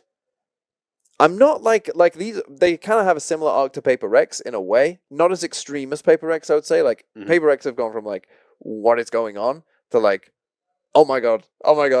Yeah. Whereas I feel like Loud has been more kind of like, I'm not so sure about this, to like, oh, you look pretty good. Yeah. Like, it's like the same curve, but not as extreme. Right. So it's just, I still have some doubts, but I think if you're Sentinels, I don't think they would have wanted to get Loud. No, I it's think, a scary one. I think they might have preferred Paper Rex to Loud, to be honest. I agree. I think it's a scary one for Sentinels. And let's just go ahead and talk about Sentinels now, just because, like, I mean, this is a team that came in as the number 1 seed, I think, globally, or number 2. They were in the top 2. It was either them or Karmine Corp, I think, in most people's power rankings. They have just been grinding. They've been grinding, and it shows like that it's paying off. Like, this team looks like a well-oiled machine. Like, that's the best way that I could describe them. They're kind of like what I hope GenG are at Champs, is what Sentinels are now. Like, they're like GenG in that they are solid. Like, you could obviously, all that work that they put into the off season, they are reaping the benefits of all of those other teams, as we've been saying. Have like, their comms aren't amazing, or they're getting flustered in big moments. They don't know the calls, stuff like that, right? Like, but Sentinels aren't. They don't have those problems. They've played enough together already. They don't have those problems. Yeah, they look like a team that is Masters 2 level of coordination or Champions level of coordination as far as like how far they've evolved already. And that's just way higher level than most other teams are playing right now. Yeah. And then to top that off, they have insane firepower at every position, which is cool. I mean, Saucy is kind of throwing it back to 2022 with his Sova plays. Like, when he's on Sova, he is a different animal. Yeah, he looks so He just knows what to do. Like it's like that's the thing. It's just automatic. Exactly. Like you just know what to do. And I even think his Gecko, has been good on Sunset. See, this is a doubt for me though as well. Like, we were coming into this event being like, okay, Sen, we know they've got 3 good maps. Yeah. It's Split, Sunset, and Lotus. So far, they're Split and Lotus. Yeah. Yep. Although, I mean, their Lotus defense side is not amazing, but it's Lotus defense, so it's hard. It's good. It's good. But their Lotus attack side is really good. Then on Sunset, they got destroyed by Heretics. And that does give me some pause because it's like... But they've also destroyed on Sunset at the same tournament. Like, Not this tournament. They've only played it once and they got destroyed. This is the thing. This is what I was going to say. I'm thinking back to Ten's owning on Omen at kickoff. Because this is the thing. Their attack win rate, even at kickoff on Sunset, was like 40%. It's actually not that good. Right. So they started on attack against Heretics, got destroyed. Right. But then their defense side, which relied on a lot of like heavy retake stuff, Heretics had the answer for that as well. So they just got destroyed. So that makes me really worry about their Sunset, that if someone watches that, like, Sentinels' attack side has never been good. They kind of relied on the defense side. But their defense side also, if you can figure out the post plan against Sentinels, you you should beat them, basically, is my point. So that gives me some pause. Their bind against Heretics was like, okay. It was fine. They changed, actually. Yeah, Tens was playing Gecko now instead of the Yoru comp. And I think that did help them because I feel like, they'd been doing the same stuff for ages. And it's not like, they weren't amazing on that map necessarily, I didn't think, but it was like, it's an okay map. If they come up against a good bind team, they'll probably lose. I don't think there is necessarily a good bind team though. Yeah, I mean, that's the thing is like, because the Sentinels' overall level as a team is so good right now, their okay maps are still better than most teams' maps. Yeah. And so even if they're not like, kind of blowing your socks off, like, wow, they're incredible innovation, unbelievable plays, it's just a solid map, and their solid level is really, really good at the moment. Yeah, that like if you've got like Sentinel solid versus like anyone else's solid, Sentinel solid is just a bit better than everyone else's like solid maps. Yeah, and so they can win those. And I do want to give a couple of shout outs for the team, just specifically players that I think have kind of taken that next step that I've been wanting them to take. So Zekken is number one. I mean, he has historically always been heralded as like he is the future of this game, and he's had a lot of moments where it's like he is the future of this game. But I think one area where he's always been a little bit lacking is his opping, and his jet play has always been like kind of suspect. I've seen him opping with insane confidence and consistency this event, and kickoff as well, and I'm just like, this guy's the GOAT. Like, he's really, really good, and it helps when you have good structure and good support players around you. And I think, the Saucy support is world champion support. I think Tens has been really, really good on the Omen support. Like, he's consistently setting Zekken up. And I mean, they kind of have this like crazy, a lot of people are like comparing them to like Wade and LeBron from basketball, or like Kobe and Shaq. And it's just like, you look at their VLR or you look at the post match, it's just 10 second, 10 second, 10 second, 10 second, all like almost every single map. It's just those two, both over 20 kills, crazy ACS. Sometimes Zekken is dropping like 400 ACFs on Raze. Sometimes Tens is carrying on Omen, and Tens has been showing versatility to play Gecko, play KO. Like, they kind of have the whole package right now. And I've been super impressed with John Cutie as well. I think his anchoring has been really good, and his calling has been like spectacular so far. Yeah, I mean, again, it's crazy. Like, that call on Lotus against Karmine Corp round. In fact, I think, have we got the clips, the Send clips? Because I think I put that in there. Yeah. Okay. Of round 23 on Lotus against Karmine Corp, where they got only classics. So this one is against Team Heretics, and what I wanted to show with this one was just that, like, this is a crucial moment. This is that round from Heretics where they just all run down short, right? And Send just very quickly, like, they recognize what's going on. They're able to deal with it. Like, they don't make mistakes, right? They're playing together. Yep. We don't we get that kill. We don't overheat. Yep. Right. We wait for utility. Now we go. Right now that the util's there, like, now we're ready to go. Zelsis starts frying them, and then it just looks like a well-oiled machine. And then this is the round, right?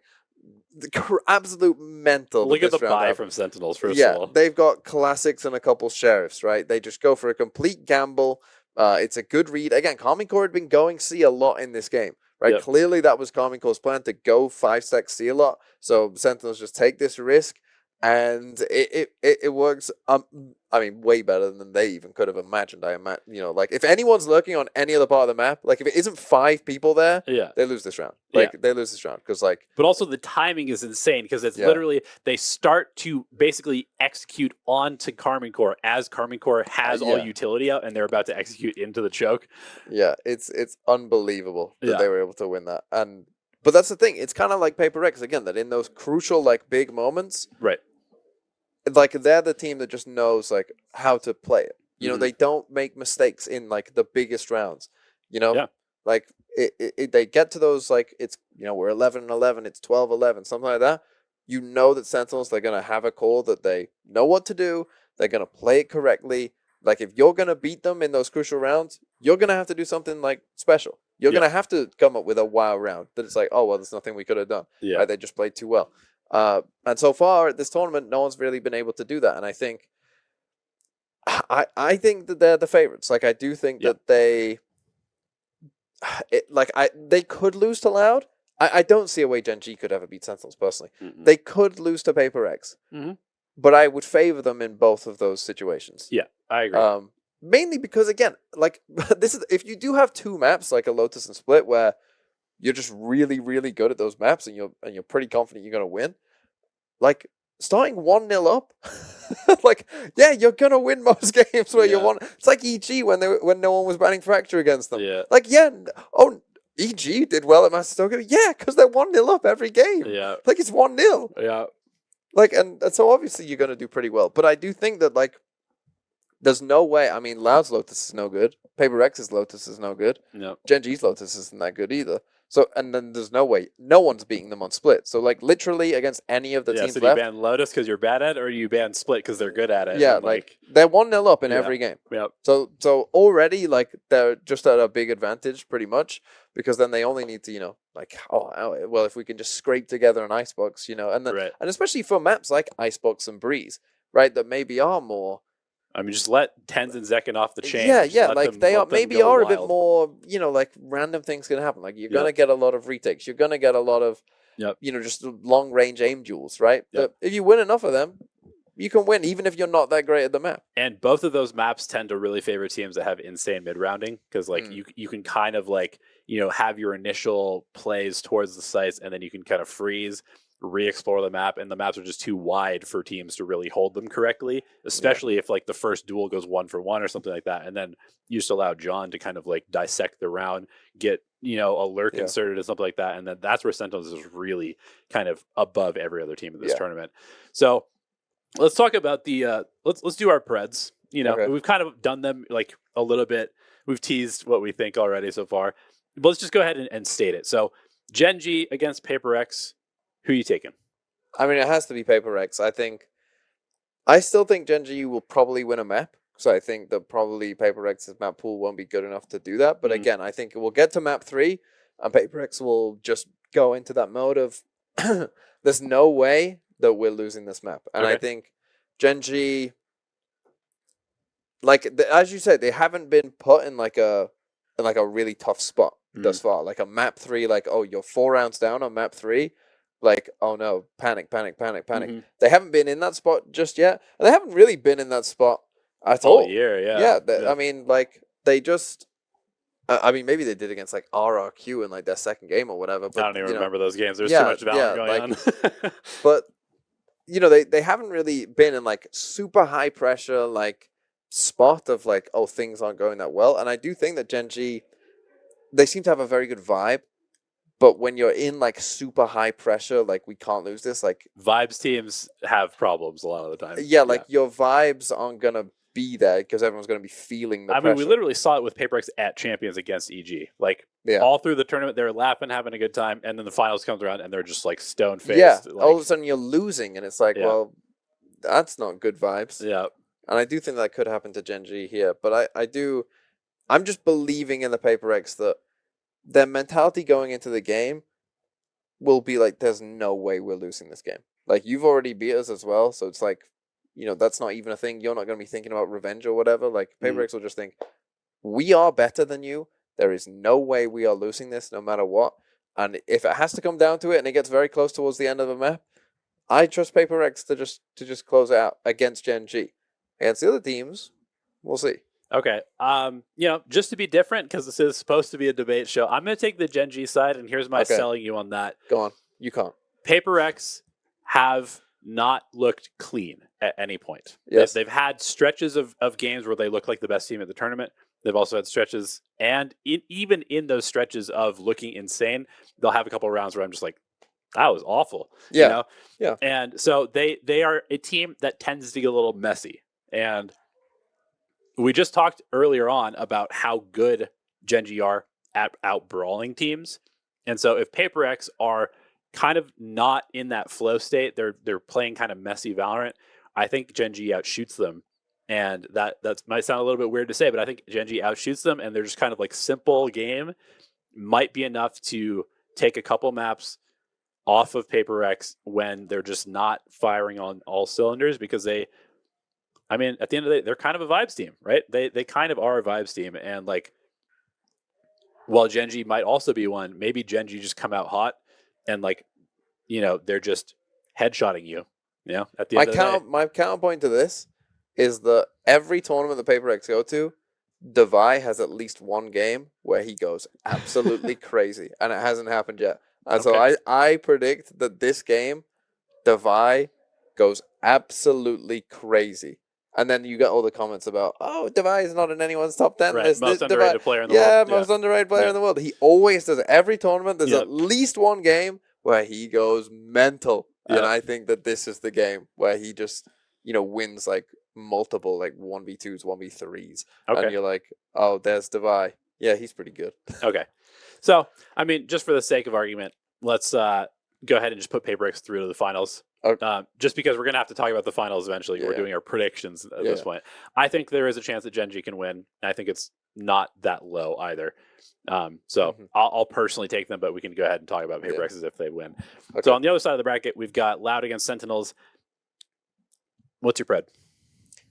My pred is Sentinels, just because I think that they will start 1-0 up. The only, in a weird world, I could see a world where Loud, if they do what I've kind of predicted and they play Lotus and they play the normal comp, there is a world, I think, that maybe they could surprise. And, just like if Les turns up, right? Like if Les just turns up and you can't hit C because Les is there and like unlucky that, and then you become one-dimensional and Loud can win.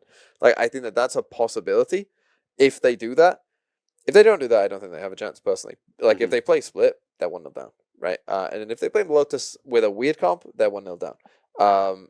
So that's why I'm picking Sentinels, because I just think they're probably 1-0 up, and so I don't trust Loud to win both maps. And I do think that Loud probably will pick a Breeze or an Icebox. And maybe Sen have got something prepared for them, right? Maybe Sen have changed comps, right? They haven't shown those maps at this tournament. Maybe they've changed some stuff up from what they were doing before as well. So, they could surprise Loud. They've seen Loud play Icebox and Breeze, at this tournament.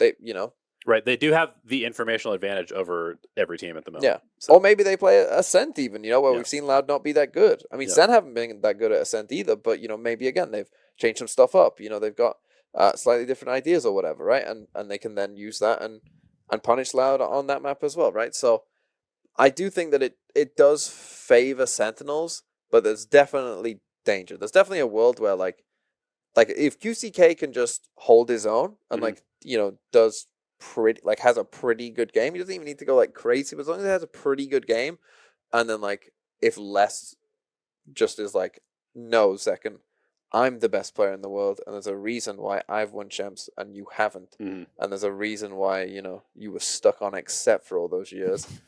Doing nothing whilst I was winning champions. If Les just turns into that version of Les, then Loud can definitely win, I think. Yeah. I think the only other thing that I'll say, I think I'm also going to take Sentinels as much as I want to be contrarian. I just favor them too much, just based off of form, basically. But I will say, even though they have all this experience, they have all these winners, they haven't been at the top of the world for a long time. So to me, it might sound weird to say that there is a potential like pressure moment for them Yeah. But I think there is, because even though they have all this experience, like the Sentinels fan base is desperate to be able to be right about their team being Yes. like the Oh, best I team in the know. world. Oh, I know. And, you know, obviously Tens won Reykjavik, Saucy won Champs. You know, they have all these players that have been there and done that, but their IGL hasn't.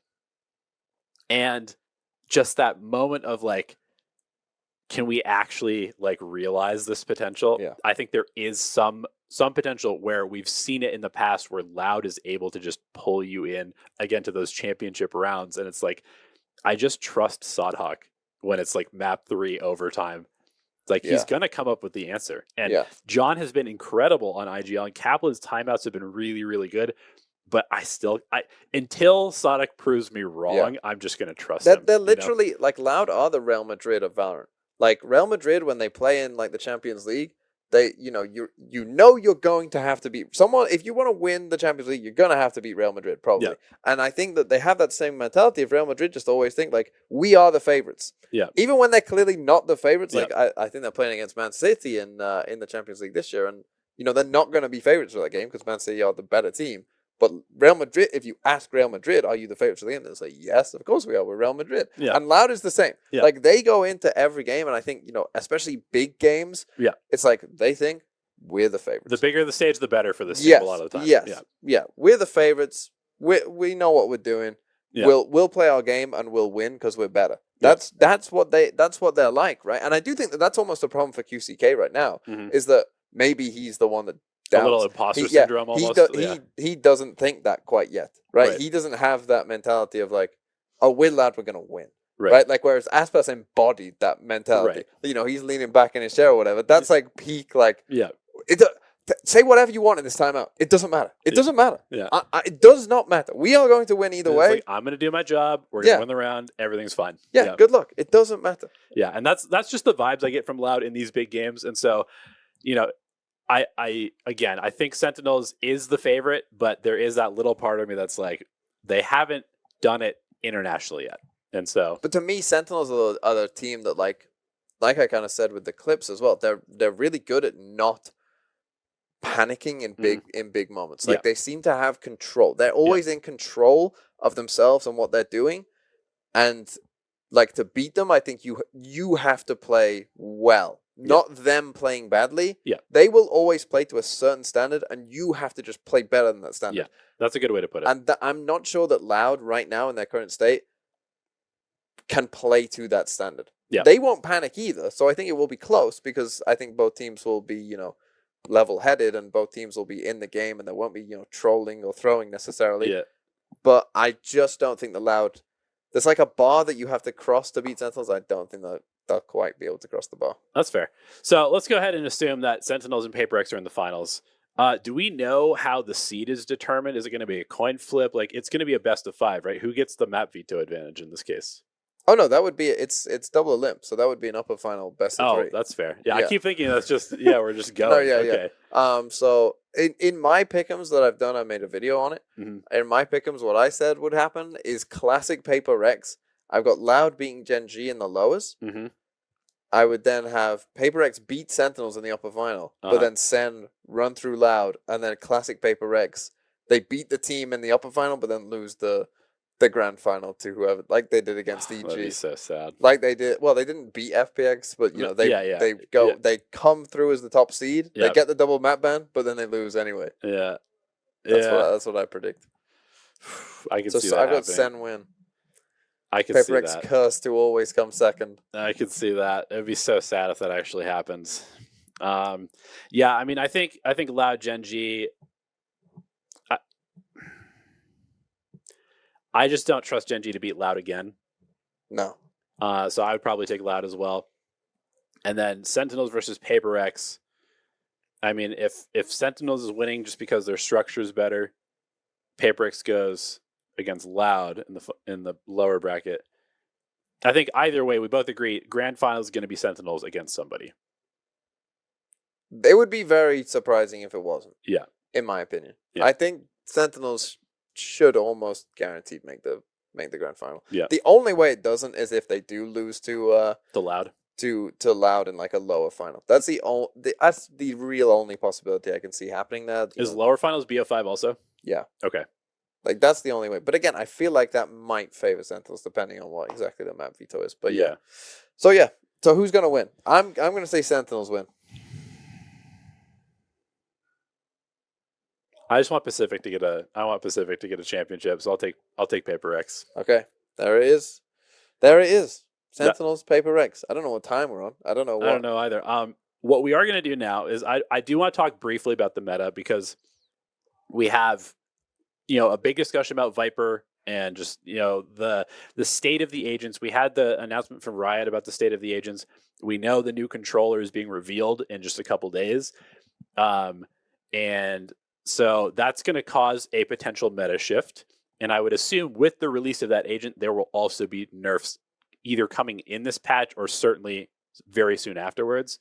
So what we're going to do is, because both of us are not that smart about the game, we're going to go grab some experts. So I'm going to be right back. I'm going to go grab a championship winning coach. Hopefully we'll see what MBS is up to. And we're going to grab one of the players. And we're going to go ahead and just we're going to yap a little bit more, but we're going to have some brains to back up the brawn or the bozos or the bozos. whatever you want to go with. Is a good word. So what? Do you want me to just entertain for a bit? Yeah, just entertain the stream. Okay. Hello, stream. Oh, look, we're on a solo mission right now. Just me. Yeah, get that close up. Get the close up. Yeah. So it's gonna be interesting. I mean, he was waffling. He said he thinks Paper X is gonna win, but he had GenG beating Paper X. What the hell's he talking about? What the hell's he thinks Paper X are gonna run through the lowest? Crazy. He's a crazy, crazy man. Is that Elevated? He's from America though. He's jet lagged, no doubt. Still, 12-hour flight. 12-hour flight at least. It was longer maybe. That's crazy, really, isn't it? Hopefully he can bring them in time. Now, I'll tell you what I was talking about earlier, right? Which animal wins the fight of all the animals on land?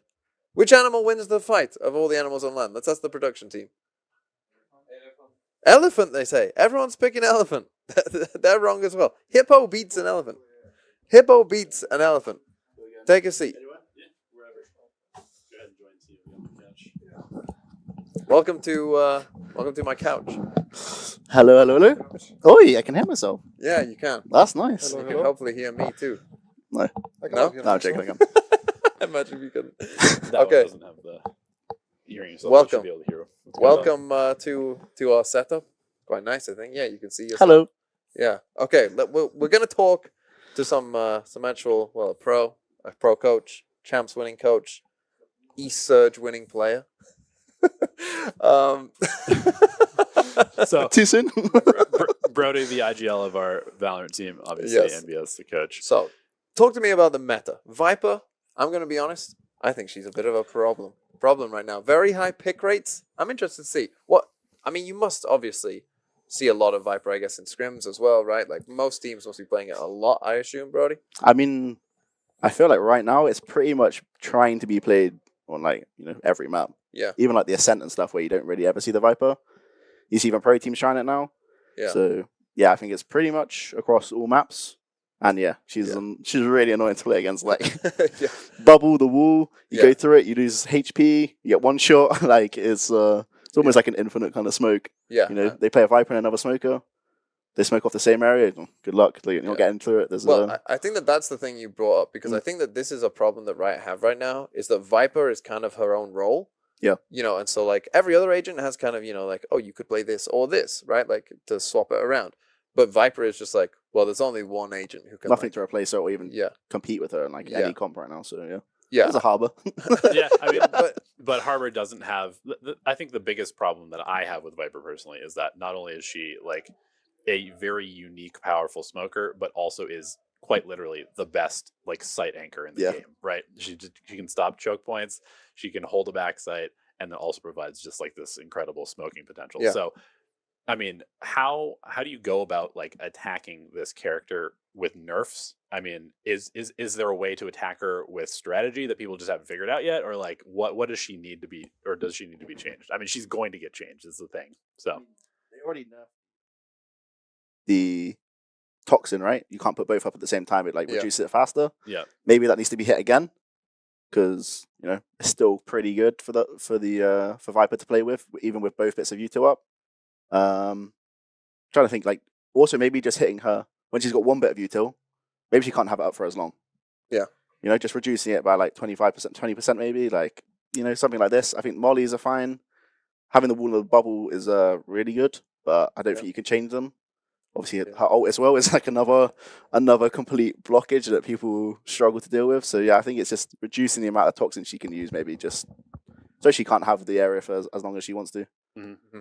I have a little bit different idea. I think the problem with Viper is, as you mentioned, like she's a controller, but also probably like the best Sentinel or one of the best. The fuel thing is being hit by nerfs like quite many times. Yeah. And it doesn't really feel like it's changed that much. No, it did change actually. Oh, yeah. Like specifically when you can't have two things open, it drains 2 times faster. I honestly, like, my personal opinion, fuel is fine, but the thing that is not fine is that your smokes and your walls does damage. I think fundamentally, like, no other smoker has this. She still has 2 mollies to stop people, but also, like, why does the smoke does decay and damage? Yeah, like, right. Leave the decay on the ult, but the smoke maybe. Because if you think about like other controllers and stuff, like when you dive through the smokes, like with Raze, with Jet, you go through, it's no problem. You go through Vipers, you just lose like instantly like HP, right? Yeah. And it sometimes makes all the difference. Yeah. So like if you wanna dive Viper, you might as well need full armor. Yeah. While you wanna dive Omen, you can just go half armor. Yeah. So it's like everything is connected, and I just fundamentally think that the smokes and walls doing damage might be a little bit too good. Yeah. I mean, it is funny when you see like a Viper orb on like a choke point of a site, like versus if it's like an Omen smoke. If it's an Omen smoke, people will just go in and go in, but like they often will just wait for the Viper stuff. Like, oh, let's just wait. Yeah. We even have protocols, like in Split, everyone plays Omen Viper. Yeah. If there is a smoke on mid when you attack, if it's Viper smoke, you never go. Yeah. If it's an Omen smoke, you do not complete death trap. It's like a simple protocol, just because of how stronger it is. Yeah. Why is it stronger? Like, she still has mollies, Yeah. So I think that could be like a good thing to. Yeah, maybe... and that would also hurt her post plant as well, which is another very powerful thing that not many other agents have. I kind of wanted to ask you guys a little bit about we were in a double smokes meta all of last year, and then it was kind of just like Skye is like, you just pick Skye because Skye's insane and it allows you to play whatever comp you want, basically. And she was hit with nerfs, which were supposed to maybe kind of push us out of the double smokes potentially. How have you felt the changes to Skye, and have you had to like change comps or change your approach to how you're thinking about using her, whether she's like now more of an aggressive character, less of a kind of like mid-rounding like info character? Like what do you think has affected that way? So the thing with Skye was that since Viper was still strong, right, and people play a lot of like double controller, Skye is really good to run as like the solo initiator, because rechargeable abilities, right? The flash would come back, you can use the flash like 3-4 times for fighting or for information. After the nerfs, it's not as good. Like now you need to be like calculate when to use, when not to use. But now you have Gecko, and Gecko will take over Skye's role. Everyone will still play until Viper gets like adjusted. I think a lot of double controllers still will be played, but now you will see much more Gecko instead of Skye. I think Gecko, the fact that he can take his flash like 10 seconds cooldown, it's pretty good. Pretty good. Pretty good. So it's gonna be the same. And flashing. It's gonna be the same problem, I think. Okay. That's interesting though, because I feel like, especially early on, from what I've seen thus far, is that I don't think we've seen anyone. You had players who like were insane at Skye, right? And they've been playing Skye for years, obviously. No one I don't think is quite like there yet with Gecko, where it's like, oh, they've clearly like they know everything about this agent, right? They know like all the lineups you need. They know, they know when to use their utility. I think that's a big one with Gecko, when to use it and when not to use it. Which is a little scary because he already feels very impactful, and it could get way, way worse from here. I agree, because it feels like right now, that's a tough decision sometimes. Do I pick up this orb that's kind of like, I can maybe get it? Right. Like, do I go for it? I still feel like, we're watching players like figure that out. But I think give it 3 months and we could just be if nothing changes, then we're just in everyone's just locking in Gecko, Viper, Omen, like every map. Yeah. We just got like one comp the comp to rule them all. Yeah. I think it's a lot with like you see Gecko with like double flash comps. Yeah. Paranoia. You got your like lot of Yoru being played now. Yep. And you got to deal with double flashes. One you have to shoot, one you have to turn away from. Yep. Looking like even when Sky was being played, it's the same kind of thing. Like Sky Rain, you got all the same kind of combos. And I think this is like another nightmare to play against. When you come up against a comp, you see a Yoru, you see a Gecko. Okay, you're like, how do we deal with this? Because they're gonna do it. How do we stop it? And it's that's another Run away. I'm playing retake on this side. Oh wait, his utility recharges. You can't really. Oh yeah, you just thrown it. 10 seconds later, you retake. Oh, he's got another one. Yeah. Well, that is the strength. That is the strength. I have a question for both of you as well. Mm-hmm. You can't say Gecko, is what I'm going to say. Okay. Who's the most underrated agent in the game right now? Like, who's an agent that you think, wow, this agent's actually really good, but no one's playing him right now? Let's start with you, bro. Or not enough people are playing it. Not enough people are playing it. Not enough people. Yeah. You can't say Gecko. No Gecko. Okay. I'm thinking, from a duelist standpoint, I think Yoru should be played as much as possible right now. Mm-hmm. I think you see people, like KC, really leaning in. Using him on most maps, and I mean, they're looking good with him. Yep. I think the skill ceiling is crazy high for this agent. Yeah. And people need to get the reps in. People got 6K maps on Jet and like rounds on Jet, and it's like no one's even anywhere near this of Yoru, and when they do, it's gonna be scary to see. Yeah, so I mean Yoru's up there right now. Probably not the most underrated, but I think he's one. I also think Smoker Eyes, no, not really. Sentinel. No, I'd keep Yoru here. I don't really think there's anyone else too underrated right now. Yeah, I think so too. Like Yoru, I've been big advocate last year. I think teams were just afraid to use him. Yeah. Like his ultimate is probably one of the best ultimates. Like invulnerable scout that lasts for like 20 seconds or close to it. Like you can use utility in it. From it. Yeah, it's crazy good. Yep. I think Yoru is probably like, I gotta say Gecko, so I'll say Yoru, but I think both of them are the strongest agents right now. I would even put them above Viper personally. Really? Yeah, wow, that's crazy. I think they're really good, and specifically what Brody mentioned as well, that they work well together. Yeah. Mm-hmm. And like as well entering site, like Cypher is pretty good still, but you can get away playing with like no Sova, no Raze, like no damage abilities, because you send in Yoru clone, you send in Wingman to like trigger death traps and all that stuff. So yeah, I think Yoru is still like, people have talked about him a lot since the off season, I think. Yeah. He's been good since last year. We've been big on this beat for both these agents. I was a big Gecko believer, and we've been big on Yoru for a while. We've kind of thought that like a lot of teams would just kind of, Jet and Raze, like it's good enough for now, so we'll just stick with it because that's what we know, and we know we can play it, and so maybe. But it just feels like.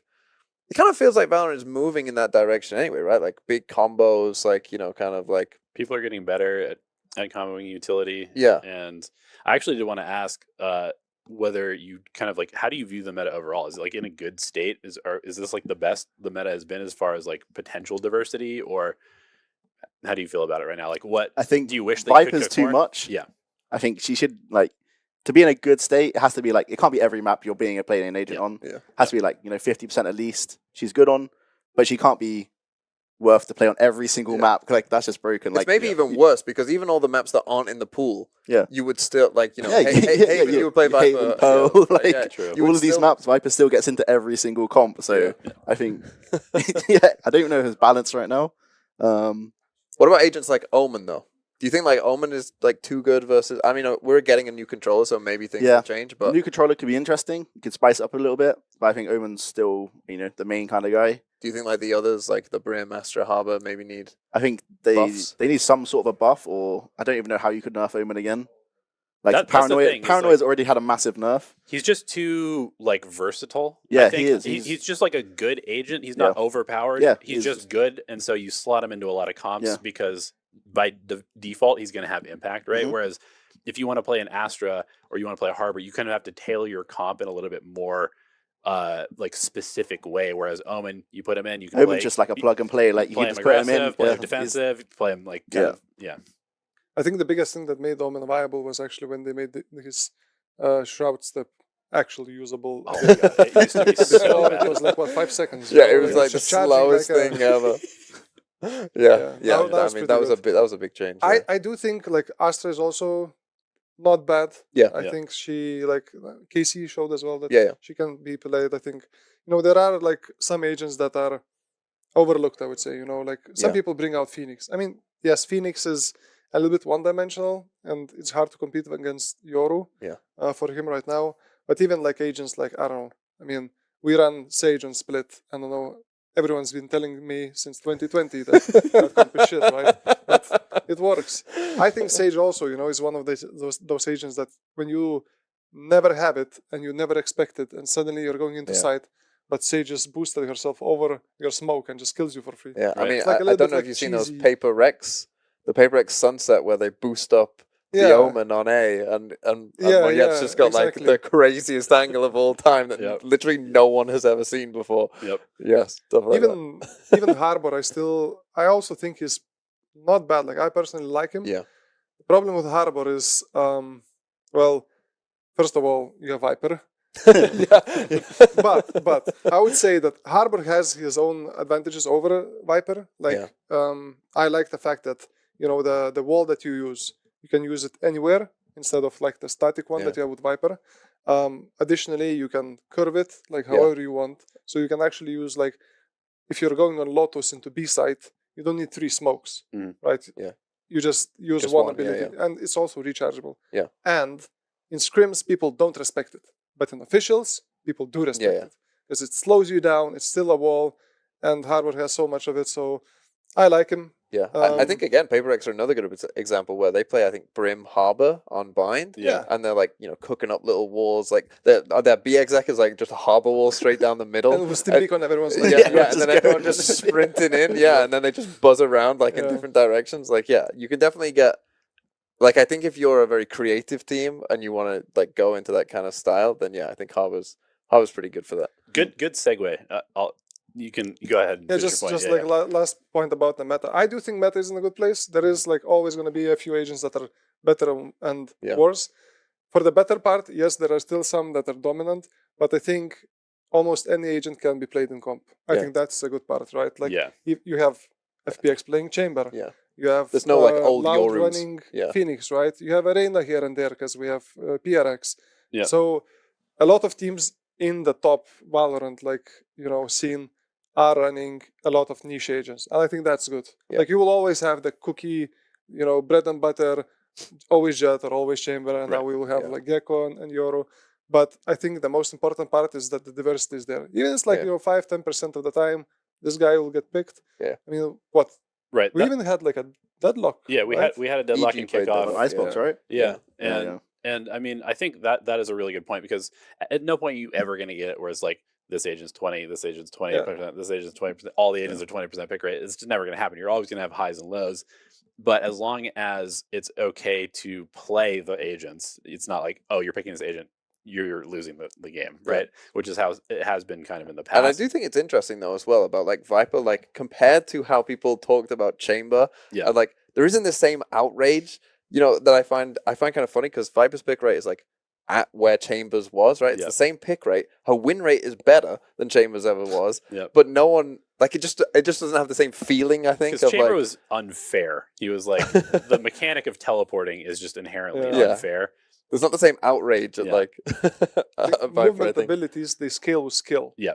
So Chamber was oppressing to play. It was not fun. Not fun yeah, at all. That's With the thing. Viper, you can kind of deal this is with what it, I mean. You don't get the same like kind of like everyone's just sick of it. Like, oh my god, please just get this thing out of the game. Like, people expect like Viper's gonna get nerfed, and she will do, but like there isn't the same. I think like visceral hate for Viper that there was for because people respect good Viper players because like, oh, they're managing their fuel well, they have lineups, like they have all this stuff that like takes like some brain cells, whereas Chamber it's like just whip out a pistol, boom, okay, and now I have an op that's twice as good as the regular op. Yeah, it's like, okay, cool, good job, man. Like anybody can play this and get kills. So I did have one last question that I want to ask you guys as far as we were kind of like talking about styles, and Paper X is like this kind of creative, free-flowing style, which makes agents like a Arena, like Gecko, a Harbor work for them really well. And then there's other teams that are more solid. Speaking for like the Masters Madrid teams, we have like Sentinels that's very kind of like solid, They have a few little wrinkles in their comps, but they're kind of cookie cutter. You've got GenG that's also kind of like solid, a little cookie cutter, and then you have like Loud that's doing crazy stuff, and it's like, how do you feel about like the style differences between teams, and should I because every time that like we had another kind of controversy where teams are losing to PaperX and they're like, well, their style's not consistent. Like, surely they're going to fall off eventually. We shouldn't be losing to these teams. How do you view kind of like the balance of being creative and kind of like leaning into your own style versus like playing what everybody knows is good and just being like fundamentally good? So I think it's like, it's the same with like most FPS games. Different regions, they all have their same kind of style, like aggressive, passive, structured, and like you see it in this game. And maybe this game's even better for it because there's so many different agents you can actually that cater for it. Like for example, Harbor, PaperX can run it. They can change the wall every time. Yep. You got 3 guys jumping out of a different smoke every single round. So I think Valorant might even cater for it better to flex onto whatever you kind of feel is good. And like you see, you've got the PaperXs that are playing whatever they want every game. Like they just swap and they make it work. They've got skillful players. They all thrive in chaos, and not everyone thrives in chaos. Like, right. You see the structured teams, if they don't have protocols and ways to deal with it, like they get punished. And you see like KC, for example, really struggle against it, and it's hard to deal with. Yeah. My opinion is, I think in Valorant, everything can really work, like both styles. There's no optimal game. Yes, I think like it's my personal like take on like how the team should work and stuff, is bringing out the best of your players, right? So if you have a team that PaperX, all of the players are cracked and they thrive in chaos, yep. Amplify that with the comms, with your game plan and stuff like that. Like the most structured teams we had in history, like, I don't know, maybe I'm thinking about like old Fnatic or old DRX, like, just strats. If the players like that kind of thing and that's where they thrive, it's also the best thing for that team. Right. But which style is the best? Like in my personal opinion, you have to have the best of both worlds. Like I call it just like 50-50, 50% structure, 50% just adaptive, mid-rounding, reacting to what's happening. Like you need to have a little bit of both. There is some truth to that, what everyone's saying about PaperX. If it's only 100% freestyle, adaptive, or doing what's on the fly, if one of them is not 100% on their form, which happens to players, it's going to be hard. Well, like I think we've seen that with PaperX. Exactly, at the start of last year, they were struggling a lot. Like at the start of this year, they looked a bit, they seem to have almost found it at Masters Madrid. Like they seem to have found themselves. We were talking about this earlier.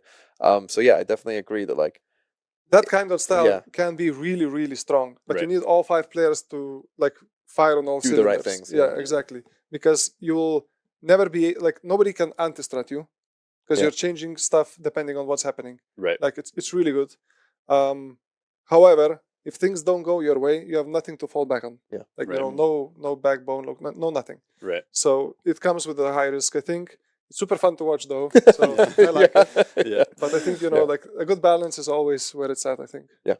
Sure. I mean, and that's the kind of cool thing about a game like this, where you can have those teams that are like consistently good, and that consistency will get them some championships here and there. But then there will be other teams that are more like roller coaster, and their highs are a little bit higher than the consistent teams, but their lows are certainly worse. Yeah. And so, risk reward, right? Like, do you want to be a team that's just consistently doing really well and then maybe gets overtaken, or do you want to be a team that is like they're sending it, they win a tournament, and then they're the worst team in the world? The next one is like, it's cool. Yeah. Are we done? Are we moving on, or we got more time? I got one quick question. Go on. In our video, in the tier list video, Yeah. who said PaperX would smash this tournament? Did someone say that? I don't remember. I mean, he's obviously. It was you. It was you. Because I thought I said they should be like A tier, like solid A tier. I got a lot of haters over here, like saying that they ain't gonna make it. So Well, I was explaining this to Elevate that, like, after when we first were doing like tier lists and stuff, like when we knew all the teams, like I was really down on PaperX, and then as more time went on, I started to think, oh, what if they figure it out? You just turn up to LAN and it just starts smashing everyone. Yeah, what if they just figure it out? Yeah. Now, There you go. I'll take the L. I wanted to put them in C I'll tier. Same. I was not a believer in that too. Yeah. Cool. Well, thank you guys for joining us. I think we're probably going to go to just like a quick break, and we'll have another segment that's not Cosmic Divide. I think the podcast is over, so that's cool. Well, I have one quick question for MBS. If all the animals had a fight on land, who would win? Dinosaur. An animal that's alive now. Are you Dragon. Komodo? Win! How do we get? 5!